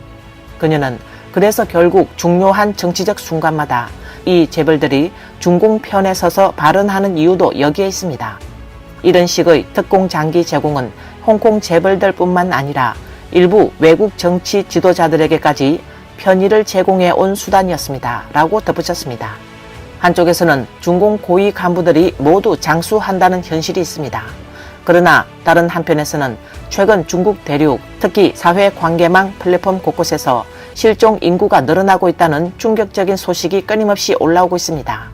중공 공안부가 공개한 통계에 따르면 중국에서 매년 약 20만 명의 청소년이 실종되고 있으며 이는 하루 평균 500명에서 550명이 사라지고 있다는 의미입니다. 또한 민간 실종자 찾기 플랫폼인 보배 귀가의 추정에 보면 실종 인구는 매년 수십만 명에 달한 것으로 보입니다. 무엇보다도 중국에는 실종 인구에 대한 공개적이고 포괄적인 데이터베이스가 없기 때문에 실제 실종 인구는 공식 수치보다 훨씬 많을 것으로 추정됩니다. 중국 더우인 사용자 웨이라는 이름의 한 여성은 충격적인 사실을 고발했습니다. 그녀에 따르면 한 73세 고령 환자가 폐 이식 수술에 성공했다. 이식된 폐는 단 33분 만에 운송을 마친 것으로 알려졌다. 그녀는 이어 이렇게 많은 사람이 이유 없이 사라지고 있다. 민중의 마음속엔 불안과 두려움이 쌓여가고 있으며 결국 언젠가는 분노의 불꽃으로 터져 나올 것이다. 라고 말했습니다. 73세의 한 노인이 폐 이식 수술을 성공적으로 마치고 새 생명을 얻었습니다. 이 장기는 헬기를 이용해 단 33분 만에 운송되었으며 장기 이식 이송 시간은 매우 엄격하기 때문에 너무 오래 걸리면 장기가 쓸모없게 됩니다. 이 일이 온라인에서 큰 주목을 받은 이유는 제 개인적인 생각으로는 사람들이 진짜로 신경 쓰는 두 가지 다른 문제가 있기 때문입니다. 첫 번째, 이런 일이 과연 일반 서민에게도 똑같이 적용될 수 있느냐는 점입니다. 예를 들어 한 평범한 집의 노인이 생명을 살리기 위해 장기 이식이 꼭 필요한 상황에 처했을 때 이렇게까지 매끄럽고 빠르게 진행될 수 있을까요? 두 번째, 장기 출처의 합법성은 도대체 어디에 공시되고 있는가입니다. 당신이 받은 그 장기가 도대체 어디서 온 건지, 어디에 공시되었는지 국민들이 알 수 있게 해야 하지 않겠습니까? 지금은 빅데이터 시대입니다. 개인정보부터 신체 데이터까지 마음만 먹으면 얼마든지 특정한 사람들이 확보할 수 있는 시대입니다. 그렇다면 정말로 장기 출처가 먼저 있었고 그에 맞춰 수혜자와의 매칭이 이루어진 걸까요? 아니면 먼저 수혜자를 정해놓고 그에 맞춰 장기를 찾아온 걸까요? 과연 어떻게 해야 서민들이 마음속에 품은 두려움과 불안을 지울 수 있을까요? 나는 그냥 열심히 살고 있었을 뿐인데 어느 날 갑자기 돈 많고 권력 있는 노인들의 장기 재료가 될까봐 무서운 세상, 이걸 바로잡는 게 지금 가장 급하고 중요한 일입니다. 부와 권력 문제에 있어서는 솔직히 조금 탐욕스럽다 해도, 아니 심지어 더 지나치다 해도 우리는 어느 정도 참을 수 있습니다. 하지만 목숨 문제에서까지 탐욕을 부린다면 그때는 정말 밥상을 뒤엎을 수밖에 없습니다. 누구의 생명도 소중합니다. 비록 신분과 지위는 다를 수 있지만 결국엔 그 누구의 생명도 더 귀하고 덜 귀하다는 건 있을 수 없습니다. 만약 누군가가 목숨 앞에서조차 등급을 매기려 한다면 그건 정말 더 이상은 참을 수 없는 일입니다. 욕을 하는 것도 모자랄 판에 만약 지금 이 목숨조차 더는 내 것이 아니라면 죽음을 무릅쓰는 일조차 오히려 더 쉬운 선택이 되어버릴지도 모릅니다. 이 문제에 대해선 그 누구도 개인도 기관도 조직도 이건 민감한 주제라는 말조차 꺼내지 마십시오. 이 주제는 단일도 민감하지 않습니다. 여러분 중 누구도 이걸 민감하다고 말할 자격이 없습니다. 장기 이식 문제에 대해서는 제 생각엔 차라리 금지하든가 아니면 반드시 공개하고 투명하게 운영해야 합니다. 당신들이 돈이 얼마나 많든 저는 부럽지 않습니다. 우리 모두 부럽지 않습니다. 그렇죠. 하지만 만약 누군가가 우리의 목숨을 어떤 권력자의 생명 연장 캡슐로 취급한다면 우리는 절대 용납하지 않을 것입니다. 이미 죽기 직전인데 그걸 참고 있을 이유가 어디 있습니까? 이제 장기 이식이 수요가 생기고 시장도 형성됐다면 이 상황에서 서민들이 권력자들의 불로불사 약이 되지 않도록 막을 방법, 그건 누가 책임져야 할까요? 정말로 재산 앞에서도 쉽게 무너지는 사람들이 과연 영생이라는 유혹 앞에서 우리 서민들의 생명을 존중해 줄 수 있을까요? 그런 사람들에게 우리가 뭘 기대할 수 있을까요? 중공의 특공 제도는 매우 오랜 역사를 가지고 있습니다. 그 기원은 중공의 연안 시까지 거슬러 올라갑니다. 1941년 중공 중앙의 비서장 인필씨는 소련의 모델을 본떠 엄격한 등급별 공급 체계를 만들었고 이로 인해 대솥밥과 작은 솥밥 규정이 생겨났습니다. 당시 군대는 모두 공동 취사 방식인 대솥밥을 먹었지만 모택동과 같은 고위 지도자들은 따로 준비된 작은 솥밥, 즉 별도의 식사를 제공받았습니다. 그리고 1949년 중국 건국 초기 나라 전체가 경제적으로 매우 어려운 상황에 처해 있었고 국가는 지도 간부들의 건강과 안전을 보장한다는 명목으로 곡물, 주류, 담배, 채소, 의약품 등 각종 물자를 제공하는 특공 전용 유통망을 설치했습니다. 이때부터 특공제도는 본격적인 체계를 갖추기 시작했습니다. 이후 개혁 개방 시기를 지나며 중국 내 시장 경제가 점차 확대되었지만 특공체제는 결코 사라지지 않았습니다. 오히려 더 제도화되고 더 은밀하게 운용되는 구조로 진화해 왔습니다. 노주횡미라는 이름의 유튜브 1인 방송 운영자는 다음과 같은 사실을 소개했습니다. 과거 북경에는 중남해 고위 간부들이 먹는 식재료만을 생산하는 3대 특공 농장이 존재한다고 합니다. 노주횡미는 중공 정부는 중국 건국 초기 소련 전문가의 제안에 따라 북경에 향상 농장을 설립했습니다. 이후 점차 확대되어 거산 농장과 옥천산 농장이 추가로 조성되었고 이 세 곳이 바로 3대 특공 기지로 불리게 되었습니다. 라고 밝혔습니다. 당시 이들 농장은 모두 중앙경위국의 관할 아래 있었으며 주변에는 높은 담장이 설치되어 있었고 철저한 보안 시스템이 갖춰져 있었다고 합니다. 농장 내부에는 선별된 채소, 우수 품종의 닭, 돼지, 소, 양 등이 사육되었고 가장 중요한 원칙은 절대 농약과 화학 첨가물을 사용하지 않는다는 식품 안전 기준을 철저히 지키는 것이었습니다. 이렇게 생산된 농산물들은 중남해에 거주하는 지도자들과 그 가족들 그리고 그 자녀들을 위한 전용 학교에 공급되었습니다. 1955년 12월 북경시는 특수공급지도소조라는 조직을 설립했습니다.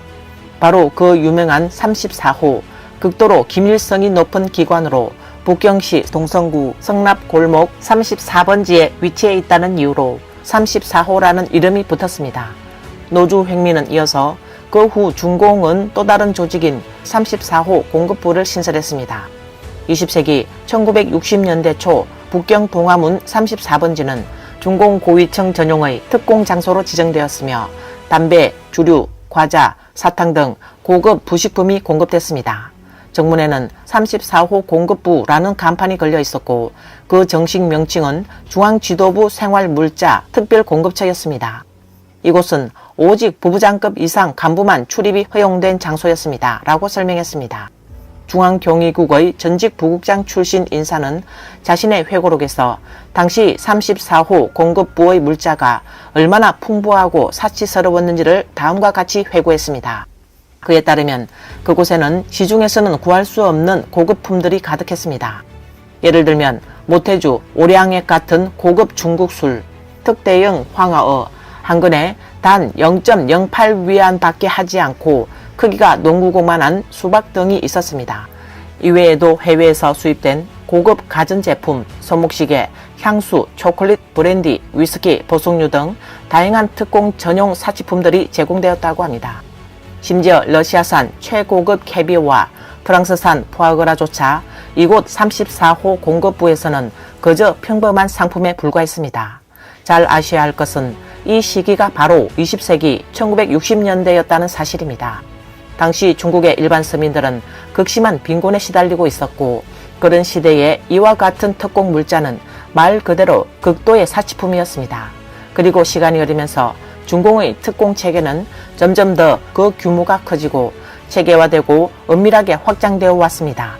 다음은 한 1인 방송 운영자가 읽은 책 한 권에 소개된 내용을 살펴보겠습니다. 그 책에서는 충격적인 사실이 적나라하게 폭로되고 있습니다. 1962년 중국 전역에 대기근이 발생했을 당시 거리에 곳곳에서는 굶어 죽는 백성들이 넘쳐났지만 하남성 성위대원 안에 머물던 고위 간부들은 여전히 사치스럽고 방탕한 생활을 이어가고 있었다는 것입니다. 한 소녀가 중국 고위 간부의 집에서 특공을 누렸던 경험을 일기장에 이렇게 적었습니다. 1962년 설명절 때 하남성 제2석이 댁에서 겨울방학을 보냈어요. 그 집은 2층짜리 독립주택이었고 저는 혼자서 객실 하나를 썼습니다. 서기 집에는 전담 요리사가 있었고 매 끼니마다 산의 진미가 쏟아졌습니다. 특히 기억나는 건 어느 날 올라온 생선 요리였는데 바삭하게 튀긴 당면이 밑에 깔려 있었고 그 위에 노릇노릇하게 구워진 생선이 얹혀 있었어요. 아침 식사로는 각자에게 우유 한 잔과 계란 프라이 하나가 나왔습니다. 당시 저는 학교에서 무려 일주일 넘게 굶은 상태였기 때문에 성위대원 안에서의 생활은 정말이지 천국 같았습니다. 게다가 거의 매일 밤 공연을 보러 갔습니다. 경극이거나 아니면 우극이었죠. 우리는 항상 가장 좋은 자리에 앉았습니다. 많은 부모님들 중엔 마작을 치러 간 분들도 많았습니다. 그 후 하남에서 친척을 방문하고 돌아온 이모에게 들은 이야기가 있어요. 하남의 기근 피하의 주민들이 국가 식량 창고를 습격하는 사건이 있었고 군대가 발포해서 사망자도 나왔다고 하더군요. 그 책을 읽고 있자니 등줄기가 오싹해졌습니다. 도저히 믿기 힘든 이야기들이 책 속에 너무도 많았고 계급투쟁의 잔혹함, 백성의 고통과 절망 이런 것들이 오롯이 담겨 있었습니다. 그리고 그 시대가 지나갔기에 비로소 우리는 그것들을 조금이나마 들여다볼 수 있게 된 것 같습니다. 근현대에 들어서면서 특공은 더 이상 중남해만의 전유물이 아니게 되었습니다. 이제는 전국 각지의 시, 현, 단위까지 퍼져나가 각급 간부들이 자신의 권력을 이용해 자신만의 특공 기지를 구축하는 상황에 이르렀습니다. 중국 전역이 위에서부터 아래에까지 온통 특공의 홍수에 잠긴 셈입니다. 특공의 범위는 매우 광범위하여 일상생활부터 신변 안전에 이르기까지 모든 영역을 포괄합니다. 특히 이들 특공식품은 극도로 엄격한 기준을 따르며 가장 중요시되는 요소는 바로 안전성과 영양성입니다. 이러한 특공식품들은 모두 진짜 유기농 제품으로 채소, 과일, 가축 등 오직 자연 환경에서만 사용 및 재배됩니다. 화학비료, 농약, 성장 호르몬은 일절 사용하지 않으며 오염된 환경도 배제되고 화학 첨가물, 방부제, 그리고 유전자 조각 기술 역시 일절 사용하지 않습니다. 예를 들면 식품 및 농산물 부분에서는 쌀, 밀가루, 채소, 육류, 과일 등이 대부분 전용 특공 농장이나 공급 기지에서 생산되며 모두 안전하고 오염되지 않은 품질을 강조하고 있습니다. 담배, 주류, 차, 부목에서는 중화담배, 모태주 등의 특공 전용판이 존재하며 이는 시중에서 유통되는 제품과는 다른 전용 표식이 붙어있기도 합니다. 의료 및 건강관리 분야에서는 지도급 인사들이 자주 사용하는 한약 처방, 전용 서양 약물 공급 루트, 그리고 의료기관 내 특수진로 병동 등이 마련되어 있습니다. 또한 생활용품 및 개인 서비스까지 포함되어 의류, 가구, 심지어 전용 교통편 및 맞춤형 여행 일정까지 특공 시스템에 따라 제공됩니다. 주목해야 할 점은 중국의 고위직부터 말단 간부까지 모든 관료들이 자신만의 특공 기지를 가지게 되면서 이제는 일반 서민들이 먹는 음식은 아예 입에도 대지 않는다는 사실입니다. 왜냐하면 그들 스스로도 오늘날의 중국 환경 오염과 생태 파괴가 눈에 띄게 보기 힘들 정도로 심각한 수준이라는 것을 알고 있기 때문입니다. 보통 서민들은 독성이 가득한 공기를 마실 수밖에 없는 현실에 처해 있고 각종 유해식품들이 시중에 넘쳐나고 있으며 사람들이 먹는 것들은 거의 다 화학비료, 농약, 성장 호르몬으로 뒤덮여 있다는 점도 모두가 알고 있는 사실입니다. 예를 들어 독극물 쌀, 유해 분유, 유독 오리알 등 일반 유통식품들의 위험성은 이미 재난 수준에 이르렀습니다. 마지막으로 미국의 독립 다큐멘터리 제작자 이군의 분석을 함께 살펴보겠습니다. 그는 중국 관료들이 수십 년 동안 식품 안전 문제에 무관심했던 근본적인 이유, 그 핵심에는 바로 특공 제도가 존재하고 있기 때문이라고 지적했습니다.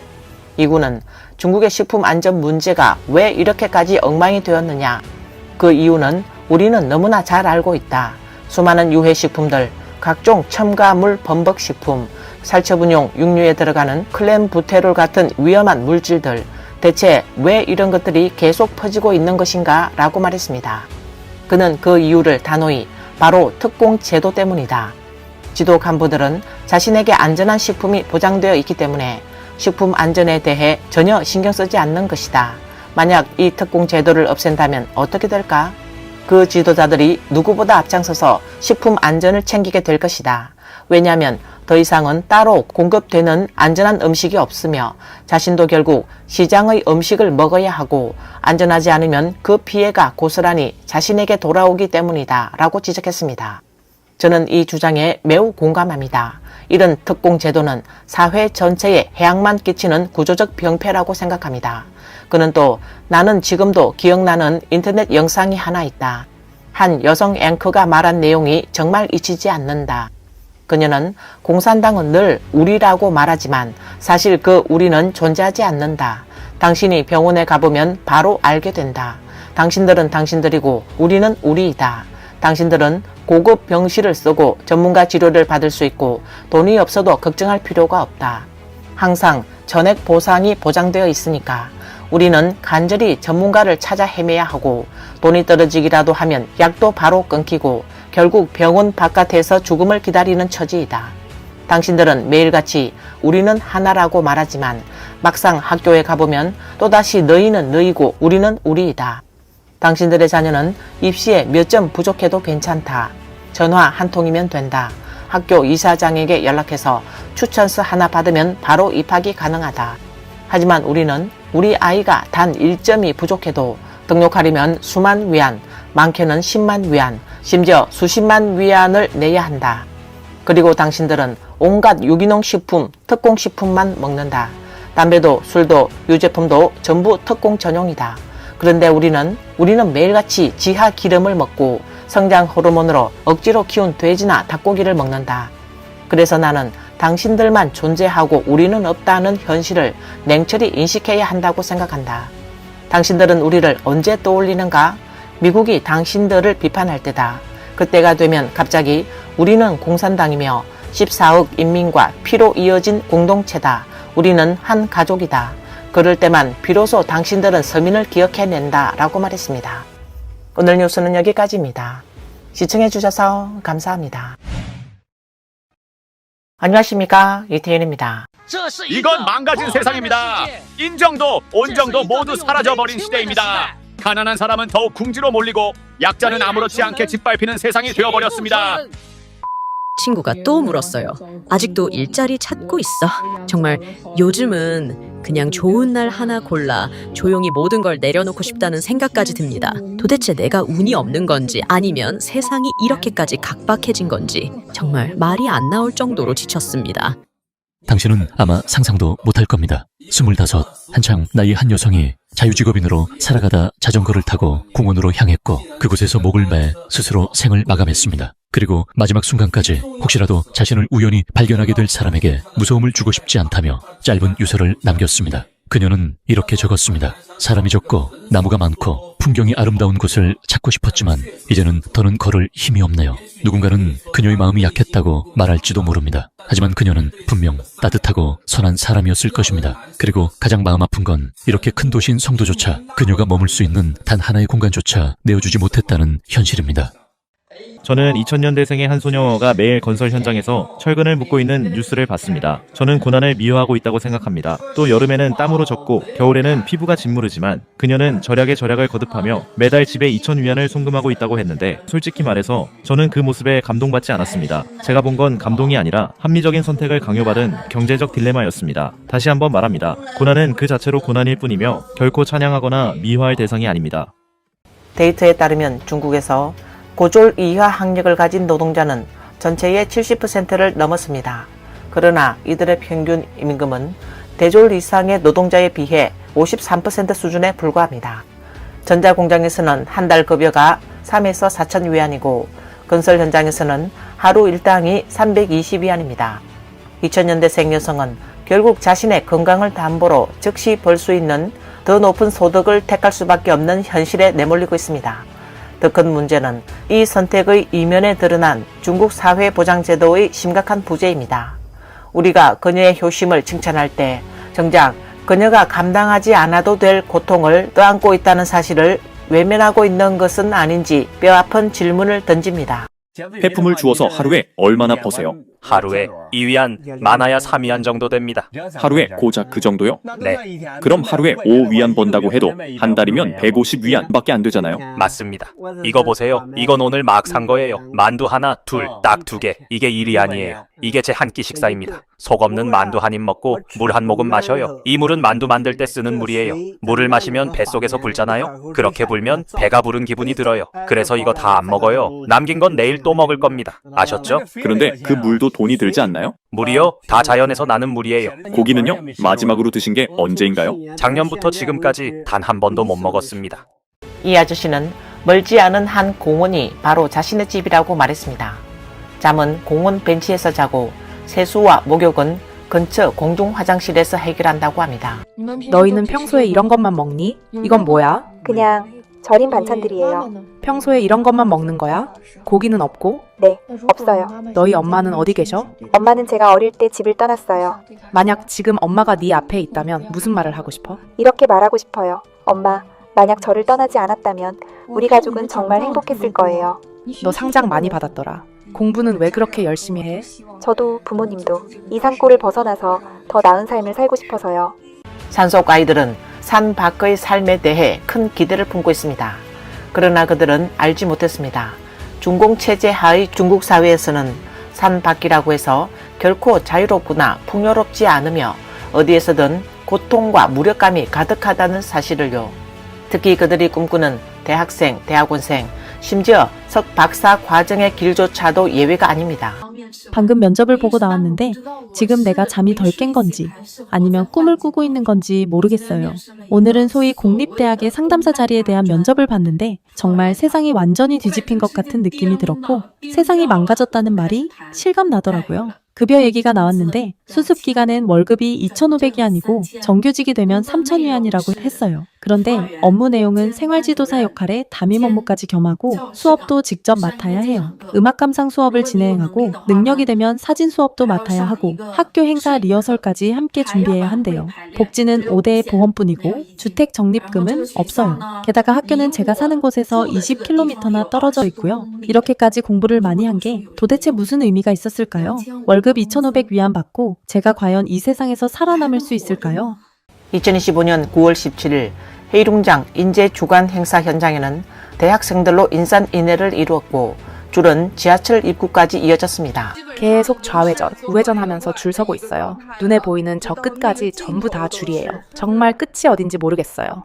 이제서야 드디어 안으로 들어가네요. 올해 사람이 얼마나 많은지 여러분께 보여드릴게요. 이렇게 꽉 막히니 처음 가졌던 열정은 이미 다 사라진 지 오래예요. 오빠, 그런데 우리 올해는 방송국도 채용을 안 한다고 하네요. 방송, 영화, 연극 관련 전공도 다 마찬가지라던데요. 저기 여쭤봐도 될까요? 도서관도 박사 학위가 있어야 하나요? 그럼 혹시 어떤 전공이든 다 박사여야 하는 건가요? 지원서 관련 서류들 준비하셔야 하고요. 오후에 가져다 주시면 됩니다.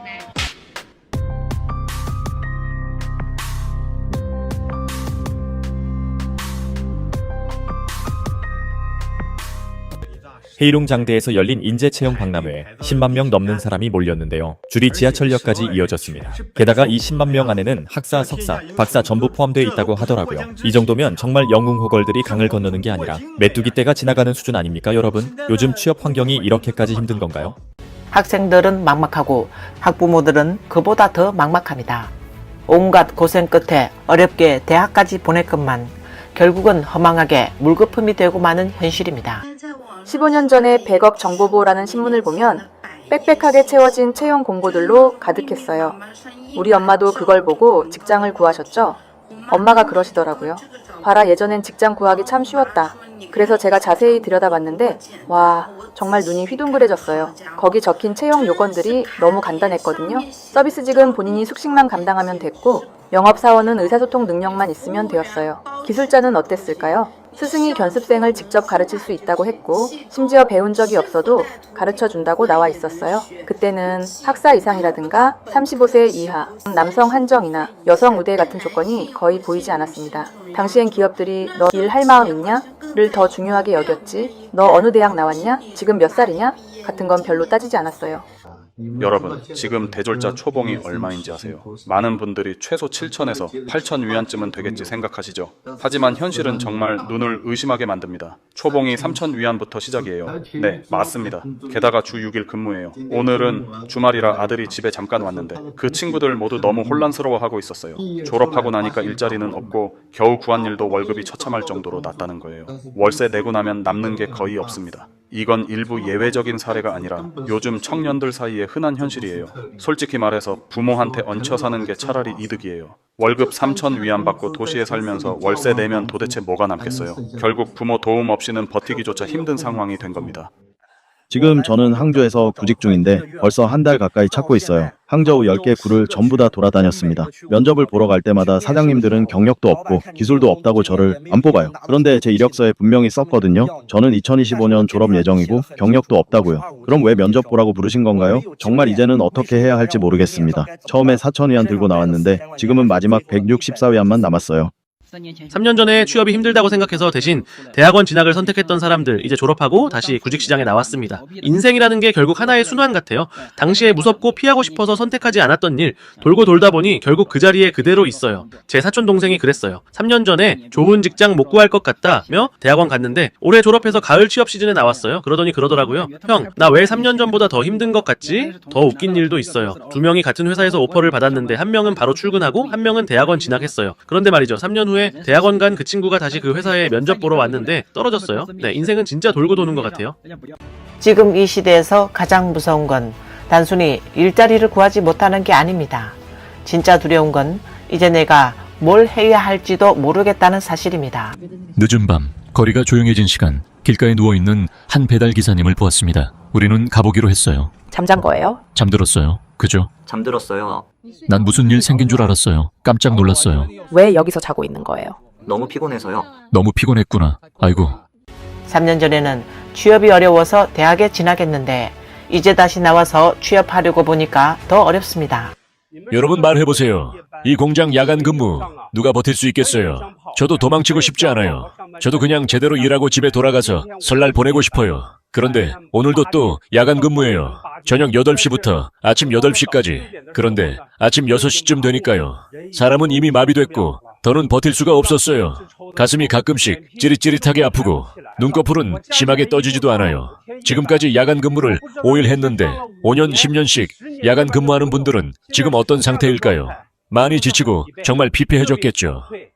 여러분 한번 보십시오. 이들은 영파, 자개, 여요, 상산 등지에서 일하다가 집으로 돌아가는 농민공들입니다. 그러니 인터넷에서 떠도는 영파, 강령, 닝보가 노동자의 천국이라는 허황된 말은 믿지 마십시오. 정말 그렇게 좋다면 매일 이렇게 많은 사람들이 떠나겠습니까? 영파의 방세는 싸도 월 800에서 900위안, 비싸면 수천 위안에 달합니다. 게다가 요즘은 곳곳에서 외지인, 특히 농민공에게만 각종 명목으로 돈을 뜯어내고 있어 많은 이들이 어쩔 수 없이 영파를 떠날 수밖에 없는 상황입니다.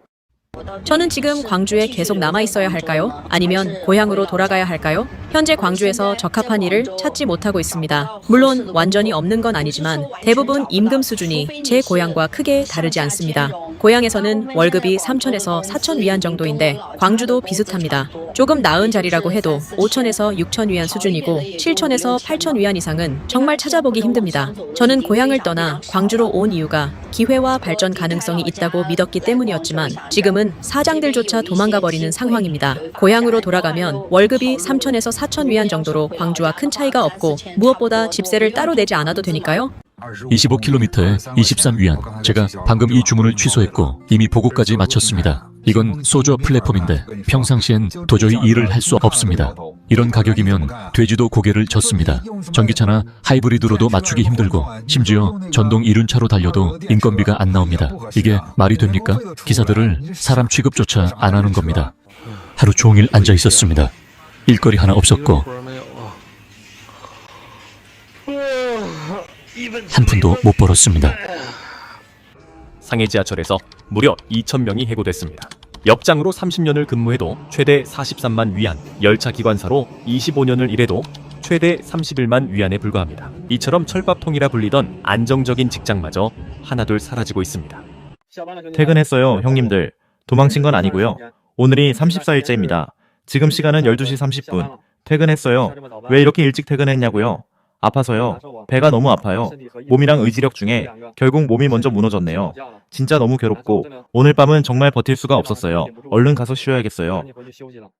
오늘 뉴스는 여기까지입니다. 시청해주셔서 감사합니다. 안녕하십니까, 이태인입니다.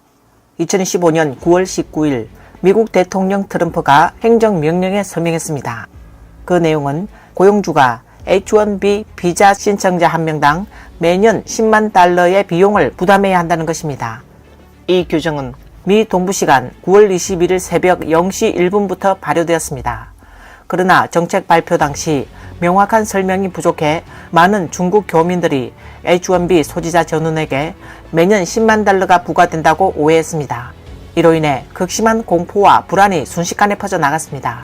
바로 방금 트럼프가 이민 정책을 전면적으로 강화했습니다. 한마디로 말하면 더 많은 돈을 내라는 거죠. 미국 이민 커뮤니티는 지금 완전히 뒤집어졌고 이번 주말에만 해도 많은 사람들이 급히 비행기표를 끊고 미국으로 돌아가야 할 상황입니다. 9월 20일 상해, 홍콩, 일본발 미국행 항공편들이 막바지 폭주를 벌였습니다. 원래는 한산하던 이코노미석이 순식간에 만석이 됐고 빈자리는 하나도 없었죠. 이유는 바로 9월 19일 트럼프가 아무런 예고 없이 대통령령을 통해 특정 비이민 노동자에 대한 입국 제한을 발표했기 때문입니다. 금요일에 트럼프가 펜 한 번 휘두르더니 H-1B 이민 취업 비자 신청자들에게 미국 입국 시 10만 달러를 납부하라고 요구했어요. 그 결과 전 세계 곳곳에서 갑자기 긴급하게 미국으로 돌아가려는 H-1B 난민들이 쏟아졌죠. 10만 달러가 어떤 개념이냐면 H-1B 신청자들 중 상당수의 연봉 수준이에요. 트럼프의 새 규정은 19일 발표돼서 21일부터 바로 시행됐고 H-1B 소지자들 사이에선 이 상황을 생과 사의 질주라고 부를 정도였답니다. 이는 많은 비자 소지 중국인들이 긴급하게 미국으로 돌아가는 모습입니다.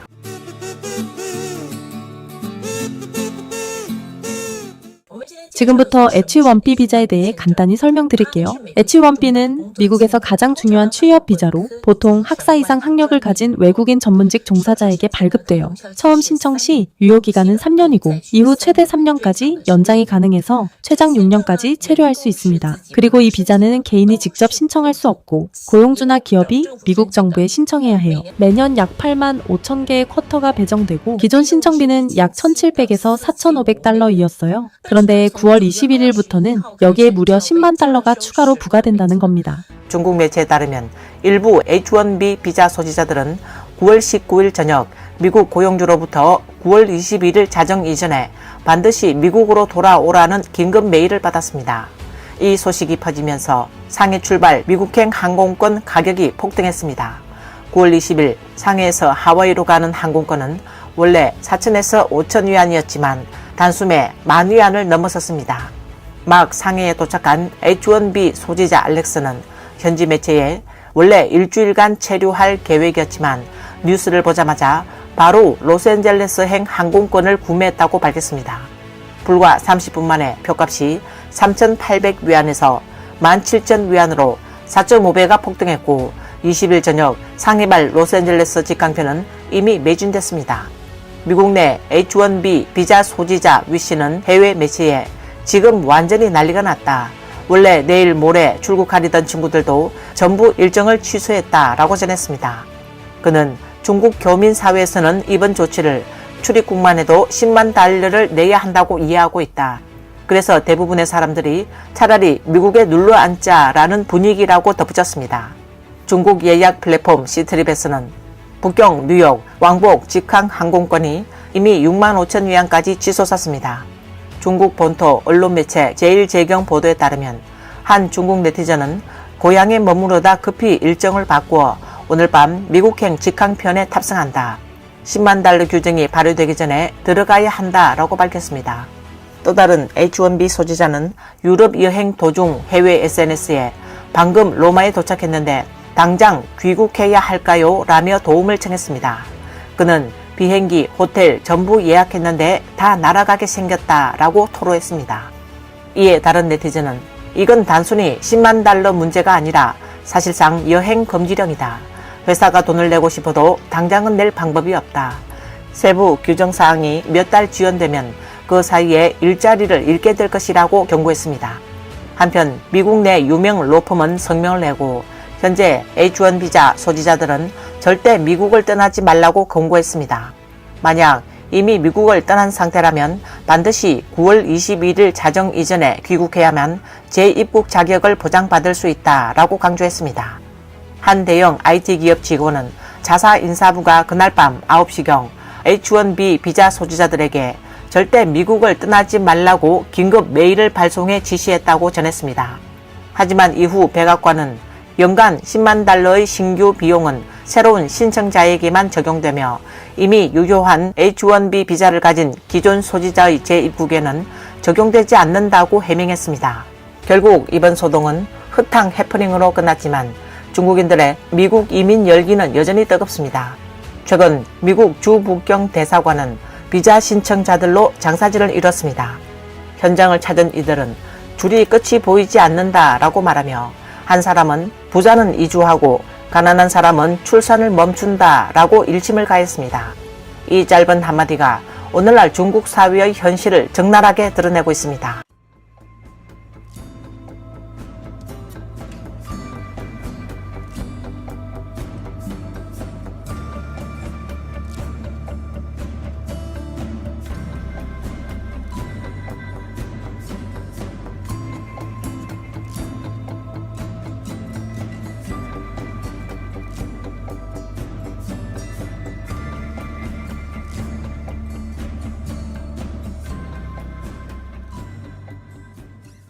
한 네티즌은 여기 줄을 서 있는 사람들만 해도 이미 다 엘리트다. 실제로 가고 싶어하는 보통 사람은 훨씬 더 많다라고 전했습니다. 물론 경제적 여건상 실제로 이민을 갈 수 있는 엘리트는 소수일지 모르지만 현장에서 목격되는 장사지만으로도 중국 사회의 분위기를 실감하게 합니다. 온라인 댓글에는 더 많은 사람이 깨어났다. 나도 이미 비자 발급을 마쳤다. 하루에 몇천 명씩 몰린다는 반응이 이어졌습니다. 심지어 10년짜리 장기 미국 비자를 받았다는 사람들도 적지 않습니다.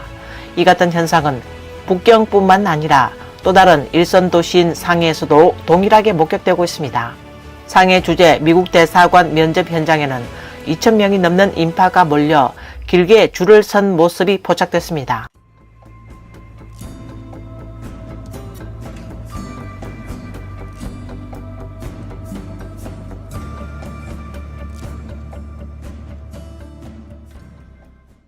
한 네티즌은 올해 가장 이상한 현상은 상해가 변했다는 점이다. 외국인도 크게 줄었고 외자 기업도 빠져나갔다. 더 충격적인 건 상해의 부자들이 집을 팔고 현금을 챙겨 조용히 탈출하고 있다는 사실이다. 1,000만, 3,000만, 5,000만 위안짜리 주택 매물이 쏟아져 나오며 사상 최대치를 기록했다고 전했습니다. 이 같은 움직임은 북경과 상해뿐만 아니라 중부의 대도시 무안에서도 목격되고 있습니다. 최근 무안 주재 미국 영사관 역시 비자 신청 인파로 장사진을 이루며 사실상 포화 상태를 보였습니다.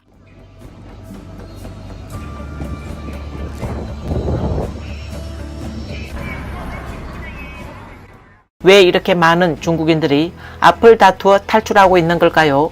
한 1인 방송 운영자는 이렇게 밝혔습니다. 미국 비자, 우리 중국인들에게는 말 그대로 비자의 끝판왕이에요. 많은 이들에게 궁극의 목표라고 할 수 있죠. 그런데 왜 이렇게 어렵기로 유명한 미국 비자를 그렇게나 많은 사람들이 굳이 신청하는 걸까요? 첫 번째 이유는 미국 비자가 단순한 서류 게임이 아니라 사람과 사람 사이의 심리전이기 때문이에요. 다른 나라 비자들은 제출한 서류 중심으로 심사하지만 미국 비자는 그 사람 자체를 봐요. 면접에서의 말투, 태도, 분위기 같은 것들이 서류보다 훨씬 진실하다고 여기기 때문이죠. 그래서 아무리 조건이 좋아도 면접에서 실수하면 바로 거절당합니다.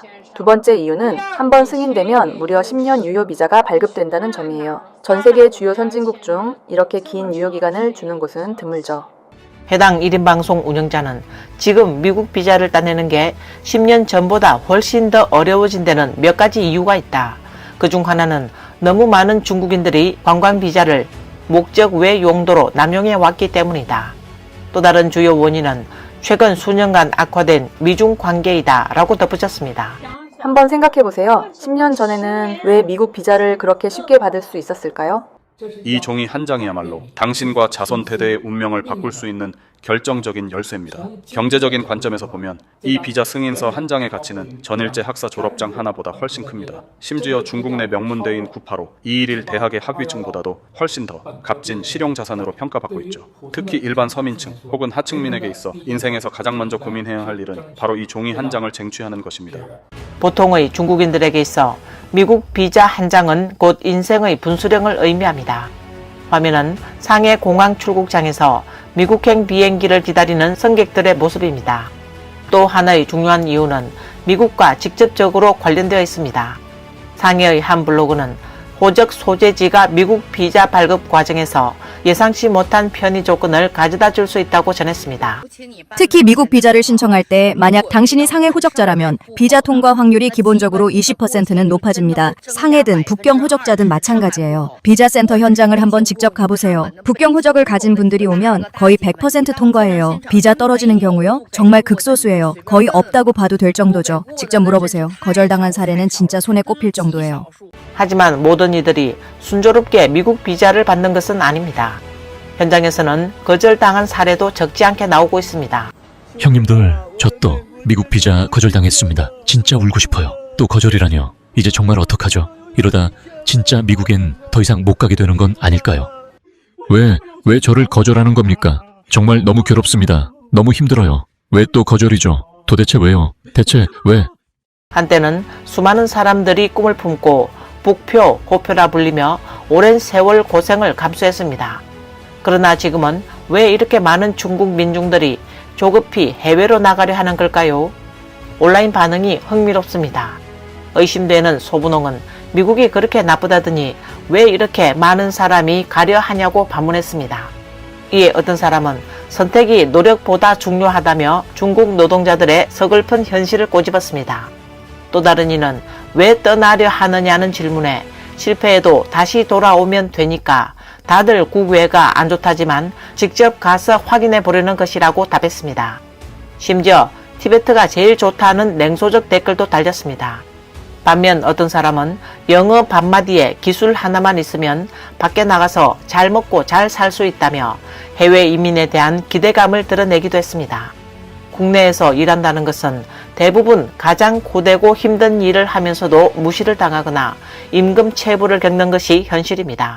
다음 생에 만약 선택할 수 있다면요? 안 옵니다. 절대. 다시는 이 세상에 안 옵니다. 너무 힘들어요. 해 뜨기도 전에 공사장으로 나가고 해가 지고 별이 떠야 집으로 돌아와요. 그게 제 하루예요. 하루 벌면 얼마나 되세요? 한 200에서 300위안쯤요. 우리 같은 서민은 몸으로 벌어야 하니까 부자가 될 일은 없어요. 다른 좀 더 수익 나는 일은 생각 안 해보셨어요? 생각은 했죠. 근데 투자는 성공하면 좋겠지만 한 번만 실패해도 가족이 밥도 못 먹게 돼요. 그건 도박이에요. 전 성공할 자신이 없습니다. 이러한 현실은 왜 수많은 중국인들이 고향을 등지고 해외에서의 노동을 선택하는지를 잘 보여줍니다. 호주에서 일하다 귀국한 한 절강성 남성은 귀국 후 1년 동안 단 한 번도 직장에 나가지 않았다고 털어놨습니다.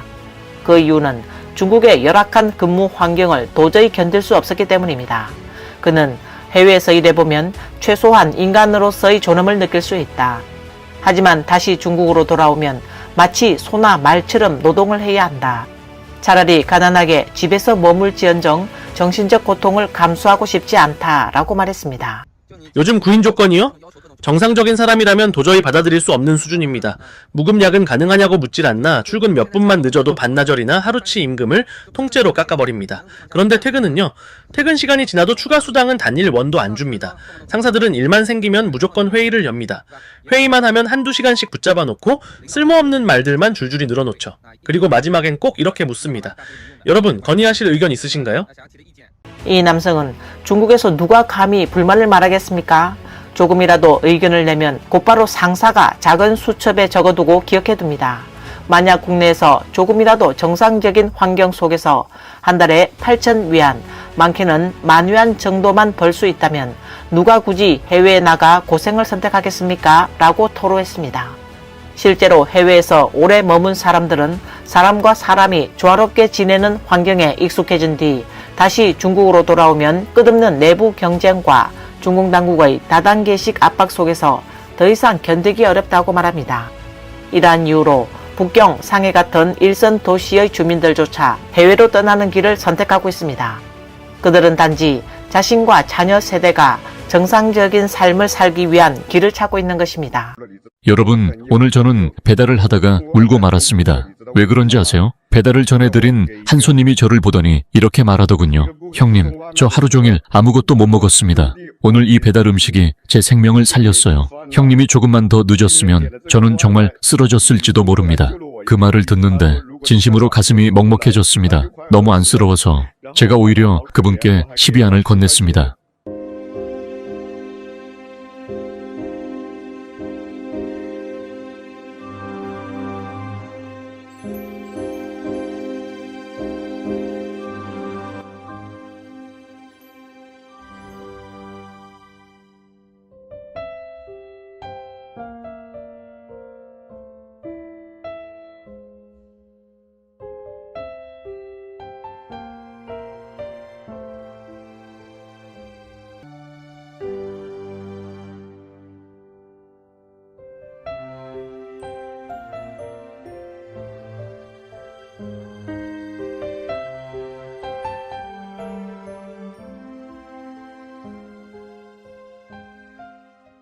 오늘 뉴스는 여기까지입니다. 시청해주셔서 감사합니다.